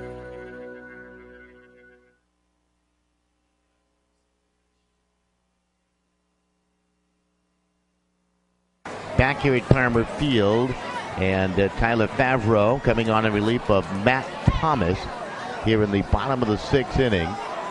They have 2 on and 2 out, so Thomas works 5 1/3. He is responsible for the 2 base runners. He gave up a total of 5 hits in the 1 run, and it was earned. Coming here in the 6th inning. 2 walks, 2 hit batters. 3 hit batters, right? 3. Yeah. He had 1 strikeout. Yep, 3 hit batters. So Mosky at the plate represents a big at bat here for Haddam-Killingworth with 2 out and a runner in scoring position. That's Sylvia down at the bag at second. Lindell at first. Sylvia with an RBI base hit to get on. Lindell with a single. All this starting up with a couple of outs. Here comes the pitch to the plate, and that's a little high from Favreau. Well, the big out here is defensively. Obviously, from Plainville, you don't want any runs to score, but you don't want that winning run to score from first. Favreau into the windup, and the 1-0 pitch, and that's fouled straight back, and the count goes level at 1-1.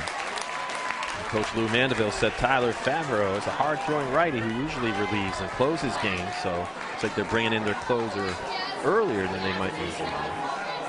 Coming on with 2 outs here in the bottom of the 6th. Into the windup, the 1-1 pitch, curveball hit off the end of the bat. Big hop fielded by Thomas, and over to Favreau at the bag at first, and they get the out as Mosky is retired.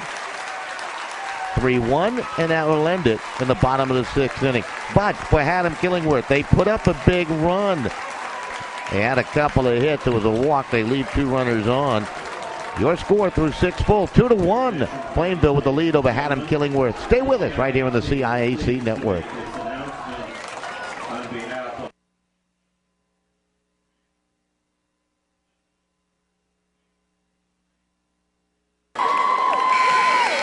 This may sound like a typical high school basketball game being played on a Friday night in Connecticut. In fact, it's a crash course in cooperation and teamwork. It's a test of dedication, determination, and drive. It's character development in action. If you think high school sports are only about competition, think about this. High school sports can play a critical role in a student's overall education. In fact, studies show that students who participate in school sports are more likely to enjoy greater levels of achievement in their academic lives. At the same time, playing sports helps teach lessons not covered in the classroom. Lessons like tolerance, respect for the rules, and the importance of supporting your community. High school sports, a winning part of a complete education.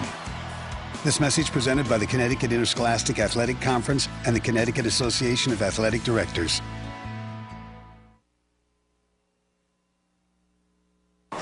Back here at Farmer Field as we move on to the top of inning number 7. Plainville holding on to the 2-1 lead as they come to the plate. Parati to lead things off. Pizzo and then Puglisi scheduled for the Blue Devils with a 2-1 lead. Boy, they'd love to put that insurance run back up on the board right now. Yeah, sure. Absolutely, Don. You want that one extra run so you don't have to have that kind of pressure. Now, Favreau looks like and they have a lefty warming up down there as well, but it also gave Favreau a chance because I think it's maybe that is just Favreau warming up more down there in the right field line. Looked like they might have a lefty, but it's just him down there. So Noon pitch curveball in for the strike. Parati in the ball game. RBI base hit back in the second, and he popped up in the foul territory, basically to the right side of home towards the screen, towards the fence, and a great catch by Kovac, you might remember. Yep, absolutely. You know, really since that second inning, Don, you know, there's the failure to tag up by Matt Thomas on that fly ball. Other than that, there hasn't really been a lot of offense for Plainville. But they tell you their defense and their pitching has been able to hang on. Here comes the 0-2, swing and a miss. Might have been foul tipped in the catcher's mitt. Kovac is down. I should say Parati is down on the strikeout. And that's a nice strikeout there for Noon. That's a bit of a confidence builder. That's his third strikeout of the ball game. So Parati is down. It brings up Lopizzo. Lopizzo has reached on the fielder's choice at a ground ball out. So he is 0 for 2 with an RBI. So before Plainville, coached by Lou Mandeville in his first year. He's assisted by Chris Farrell, Ryan Raponi, the pitching coach Mike Perry, and assistant coach Rob Perry.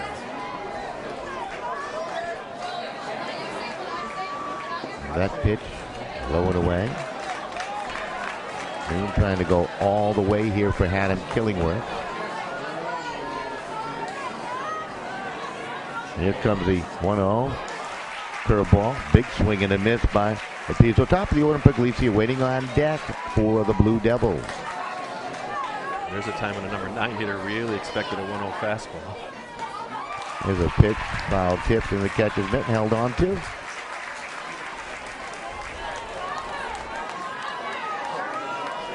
Got 1 ball, 2 strikes, 1 out. Noon ready to deal. The 1-2 inside.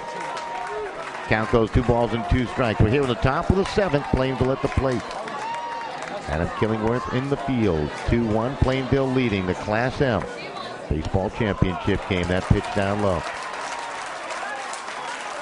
You've been part of a state championship team in the past, Steve. What's going through the mind of that team right now that's at the plate with a 2-1 lead? Are they anxious to get on the field? Do they want to extend this inning? What's going through their mind? Yeah, well, they're really anxious to get back on and shut it down. You know, you want to get a run, and whatever you could do is gravy, but there is a certain anxiety level of a pitcher, for example, who wants to just get back out there and finish it. And it looks like Haddam-Killingworth has a pitcher warming up down there. It's number 14. And that's Jacob DeCarly, a righty. It looks like Favreau still doing some warm-ups down the right field line. Throw to the bag at first. You try to keep your poise, you try to keep your confidence level, you try to keep your concentration, but it's tough. As a pitcher, you're fighting through it here. Here comes the pitch, and there's a swing and a miss. Because you have to hold Plainville. So right now, you know, Wes Noon knows he can't allow another run. Count goes 0-1 to Lopizzo. Lopizzo down at the bag at first. Puglisi at the plate. Big lead over there at first base. Yeah, throw to the bag at first, runner back.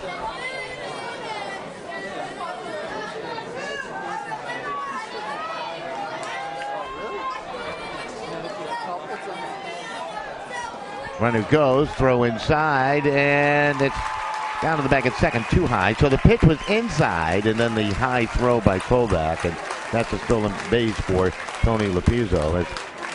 We knew he had some wheels, and he finally got a chance to turn them on. Now they're trying to check the count. 0-2 on the scoreboard.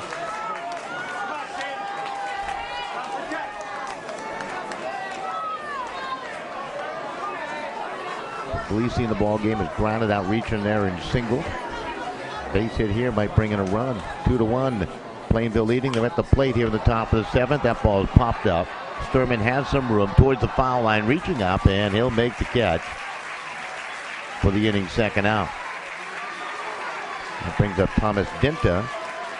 Dinta in the ball game is 0 for 2 with a sacrifice bunt. That sacrifice bunt allowed Puglisi to take 2 bases back in the 5th inning. Dinda's a senior tri-captain. Selected as the team's best offensive player in all-conference selection. Well, he'd like to live up to that billing with this at bat and get his club an insurance run here in the top of the 7th, wouldn't it? That's for sure. Number 2 hitter in the lineup here for this Plainville Blue Devil team trying to win a state championship. Pitch fouled off. Plainville coming in as the 11th seed, Haddam-Killingworth the 9th seed. We've seen that across the board in all classes where top seed's been knocked out this year. Knocked out. That's why it was amazing to watch. Haddam-Killingworth knocking out 2-time champion Montville. It was a throw down of the bag, and Mosky had to make a diving play after it there to keep it in the infield. And they knocked him off at Montville, Don. You might know that this is the first year that they went to the format of the quarterfinals. We're at the higher seeded team instead of at a neutral site. Which is a big difference from the old format when you played at that neutral side. I mean, just the playing surfaces and things. I, to be honest, didn't love it. I really enjoyed going to one location and watching at least 2 quality baseball games, 2 quarterfinal round games at one site. I think it kind of takes away from what the fans would enjoy. Nice doubleheader. Here comes the 2-1. They can see why they do it. That hit the batter. Dinta, and he's down to the bag at first base. So now you have 2 on. Runners at first and second with 2 down. And Matt Thomas, who's now playing first base. He is the pitcher of record today for Plainville as he worked 5 1/3. And Matt Thomas credited with the turning point of their season when he pitched a no-hitter through 8 innings. Which Coach Mandeville credits as being the turning point of their season. Here comes the pitch, and that's a strike call over the outside corner. Thomas will back away. Both these pitchers, Don, working the outside corner of the plate, trying to get the other player to fish at it, see if they'll just pop it up or hit a weak ground ball. Here comes the pitch. Matter of fact, they call that first pitch a ball, so excuse me. Yep. There's a swing, so now the count 1-1.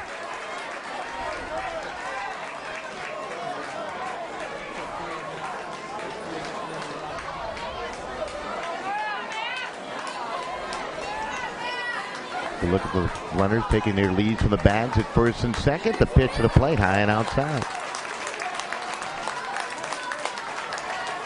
Chris Kuja on deck.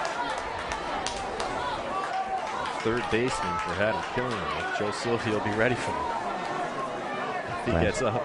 Last time Plainville won a Class M championship was 2008 when they defeated Holy Cross 5-4. Yep. They were losing in that game too, Don. They came back to win it. That's right. We had the call of that one. Yep. It was a long time ago now, Steve. Oh, yeah. Never know. We lost the semifinal game, I believe. Hate to bring up bad memories for you. Yeah. Noon into the windup and the pitch. And that ball hit down the left field line into the night sky, but foul by a wide margin and out of play. New baseball to be put into play on this beautiful night for the Class M championship. Here at the top of the 7th, Plainville with a 2-1 lead over Haddam-Killingworth. Plainville scored both their runs in the second.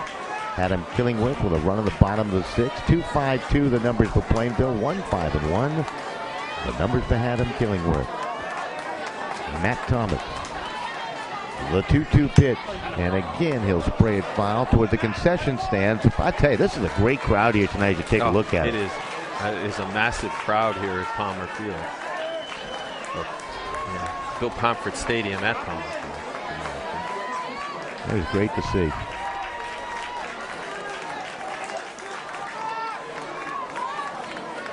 Here comes the 1-2 ground ball. It's going to be hit through for a base hit. They're going to send the runner Lupizzo. He comes home. The throw not in time, and that is a big RBI hit by Matt Thomas to make it 3-1 Plainville. That time, Thomas, there was a mistake pitch, a little bit inside instead of outside. He just ripped it to right field. Pizzo scoring easily from second. What do we always say, Don, when you walk the number 9 hitter? Our old friend Phil Brodsky. This inning, they walked the 9 hitter. And he ends up scoring. They got runners at first and second. Big run home. It is now 3-1.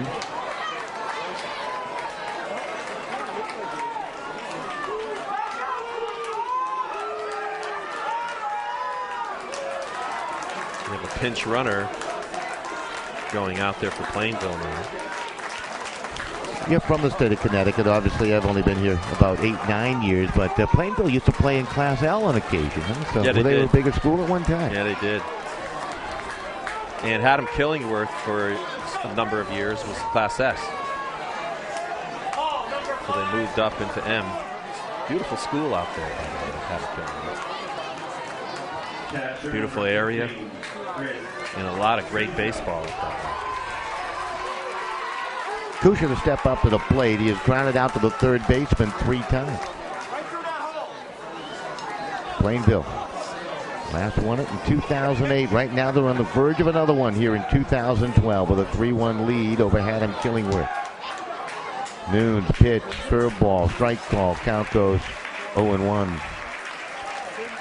Looking ahead, you have Noon, Kovac, and Sturman, the scheduled hitters for Haddam-Killingworth.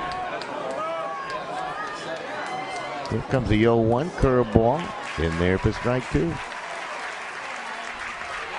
Boucher just tired of hitting the ball to third base on those breaking balls. They just don't swing at it. See if you can throw it for a strike. Here comes the 0-2. That's a little low and inside.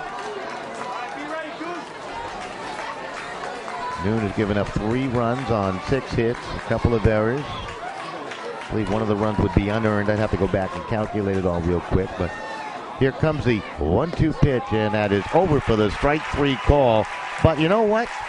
Plainville did what they wanted to do. They put the insurance run up on the board, the RBI hit by Matt Thomas. They'll leave a couple on. We're back with the bottom of the 7th. Plainville with a 3-1 lead over Haddam-Killingworth right here on the CIAC network.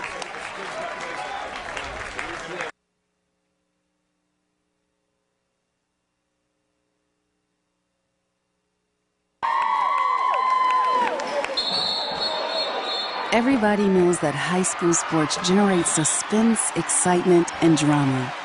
They also generate higher grade point averages, stronger work habits, and greater self-esteem.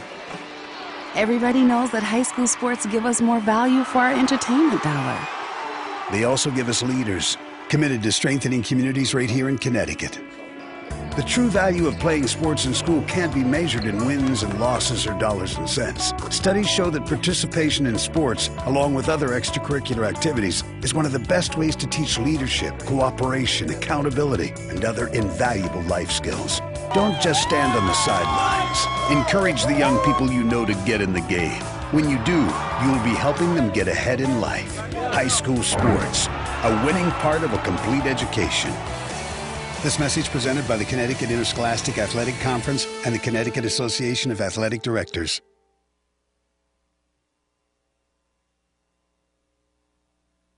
Back here at Farmer Field, so here we go, on to the bottom of the 7th inning, and Haddam-Killingworth, well, they know what's ahead of them. They need 2 runs a tie to extend this game, 3 to win it. And they're going up against the reliever Tyler Favreau, who's come on in relief of Matt Thomas, who worked into the 6th.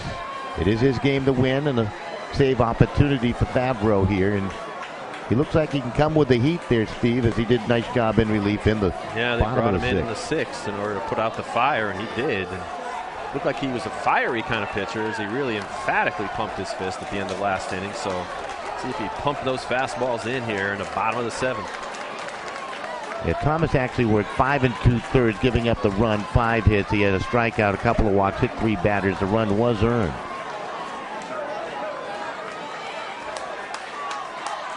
So Noon to lead things off here in the ball game. He is 0 for 3, a couple of fly ball outs and a ground ball out.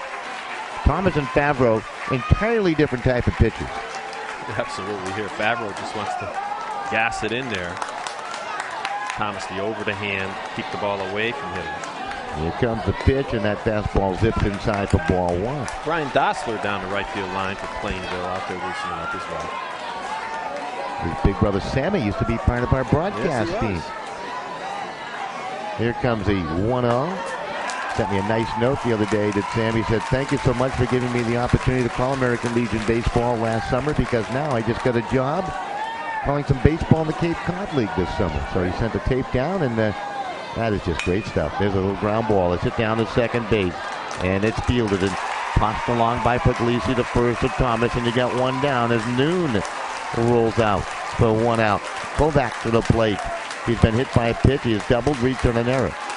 3-1 score. Plainville with the lead over Haddam-Killingworth here in the bottom of the seventh inning. They're 2 outs away from the 2012 Class M championship.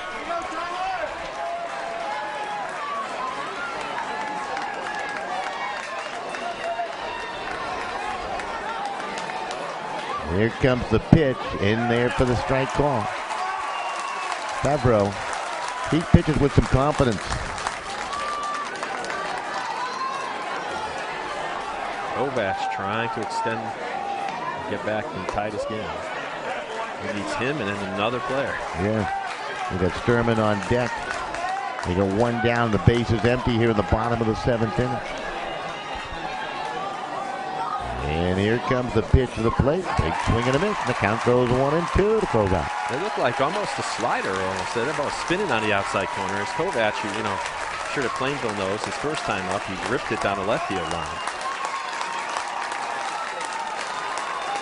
Here comes the Favreau pitch, and that ball spoiled off. Count remains at a ball and 2 strikes. Big gap in right center field. Mosher, the left fielder. Capizzo, the center fielder. DeMartinez in right field. Here comes the 1-2. Ball fouled off again. First base way.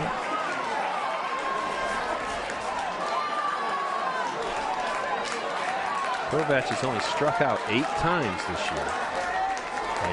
And 96 plate appearances. Here comes the 1-2 pitch, and that was in on the fist and fouled off. Protecting the play with Kovac right there, as he was just going to swing at anything in his direction.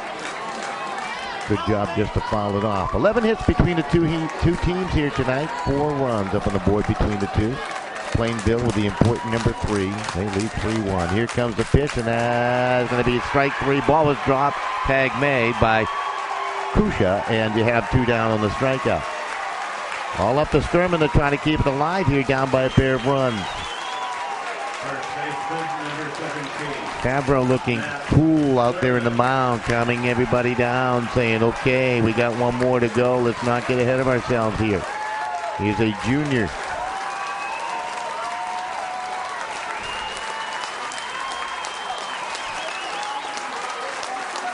Plainville trying to win the Class M state championship. The pitch. That missed outside.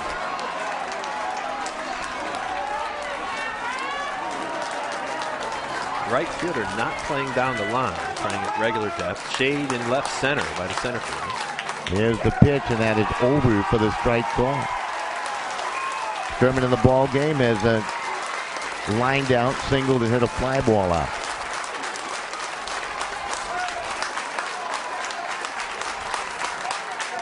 Favreau into the windup. The 1-1, that ball fouled off.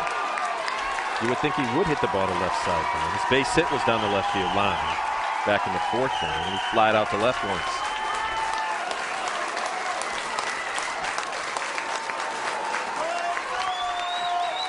Fans on their feet on the first base side. That is home for Plainville. Fans on their feet on the other side. That is home for Haddam-Killingworth. Everybody's excited inside Farmer Field. The pitch, and that's going to be fouled up. Some hopeful, some wishing. Well, I think, what was it, last year in the World Series? It would have come down to 1 strike, and the Cardinals ended up going back and winning it. So You never know. Absolutely. The great thing about baseball. 3-1. Plainville leading. They're in the field here at the bottom of the 7th inning.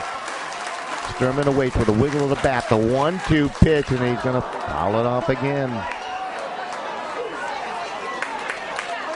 It's a pretty good battle between pitcher and batter right now. I look for Favreau to just try to blow it by him this time to get a pop up to the left side. Favreau really got a couple of pitches to waste. He's going to tidy up out in the just to the third base side of the mound. Now he's ready. Well, if we're going to strike him out here, it's time for a photo op. Got to look good. Interesting alignment of the outfielders out there. Well, left fielder, now the center fielder's moved even more over, but the left fielder really hasn't. Now he does. Here comes the 1-2 pitch, and that is fouled off again as he worked up high and away. They got that big gap out there in right center field. Very spacious outfield here at Farmers Field, where it's 400 feet to straightaway center field. 380 to the alleys, left and right. Sturman trying to keep it alive here. Favreau's pitch to the plate, and that ball spoiled off as he popped it up and fouled it off again to the third base side. I don't know if they brought enough baseballs. They may have to go retrieve some of those baseballs that have gone way out of play. Griffin Bremer on deck has 1 triple on the year, no home runs.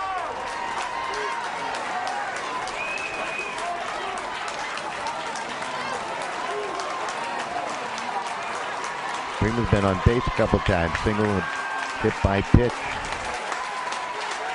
Meade is thereafter. Good look at the crowd on the first base side. They are standing. Digging back in is Sturman. Everybody's ready. Favreau into the windup. Here comes the 1-2 pitch. A swing and a miss and a strikeout. And victory for Plainville. They win the 2012 Class M championship, and they mob Tucker Favreau. And I love this part of baseball. There it is. It's Plainville really celebrating there, and that's what it is all about, Don. You know, the emotions just explode onto the field. And the fans enjoying it too. How do you like that? Plainville and the Blue Devils win the 2012 championship. All right, we're going to step aside. We'll be back with some post-game comments right here on CPTV Sports and for our Play on Sports CIAC network, friends. We're going to just keep it here for just a moment. And now I'm going to give you one more of those, Nick, with just CPTV, okay? Yep. Ladies and gentlemen, here are the totals for Haddam-Killingworth. So you can see down below, Plainville excited. They win the 2012 CIAC Class M Baseball Championship with a 3-1 victory over Haddam-Killingworth. Congratulations to both. For Steve Riley, I'm Don Boyle. We say goodbye for Play on Sports on the CIAC network. All right, I'm going to give you one more, Nick. Ladies and gentlemen, the ceremony will begin in just a moment.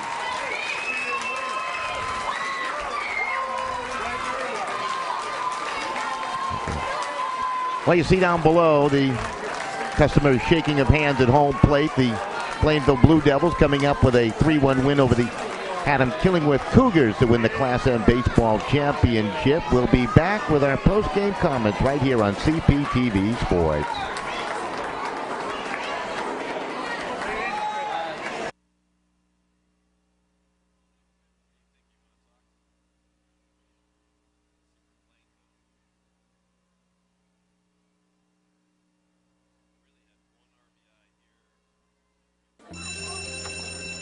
It may not require a textbook, but it's filled with valuable lessons. It may not take place in a classroom, but it's an ideal environment for learning. It may not involve a diploma, but it can help prepare Connecticut's young people for life. It's high school sports. High school sports can play a critical role in a student's overall education. In fact, studies show that students that participate in high school sports are more likely to enjoy greater levels of achievement in their academic lives. If you think high school sports are only about competition, think again. Better yet, think about attending a high school sporting event in your community. You'll be amazed by what you see.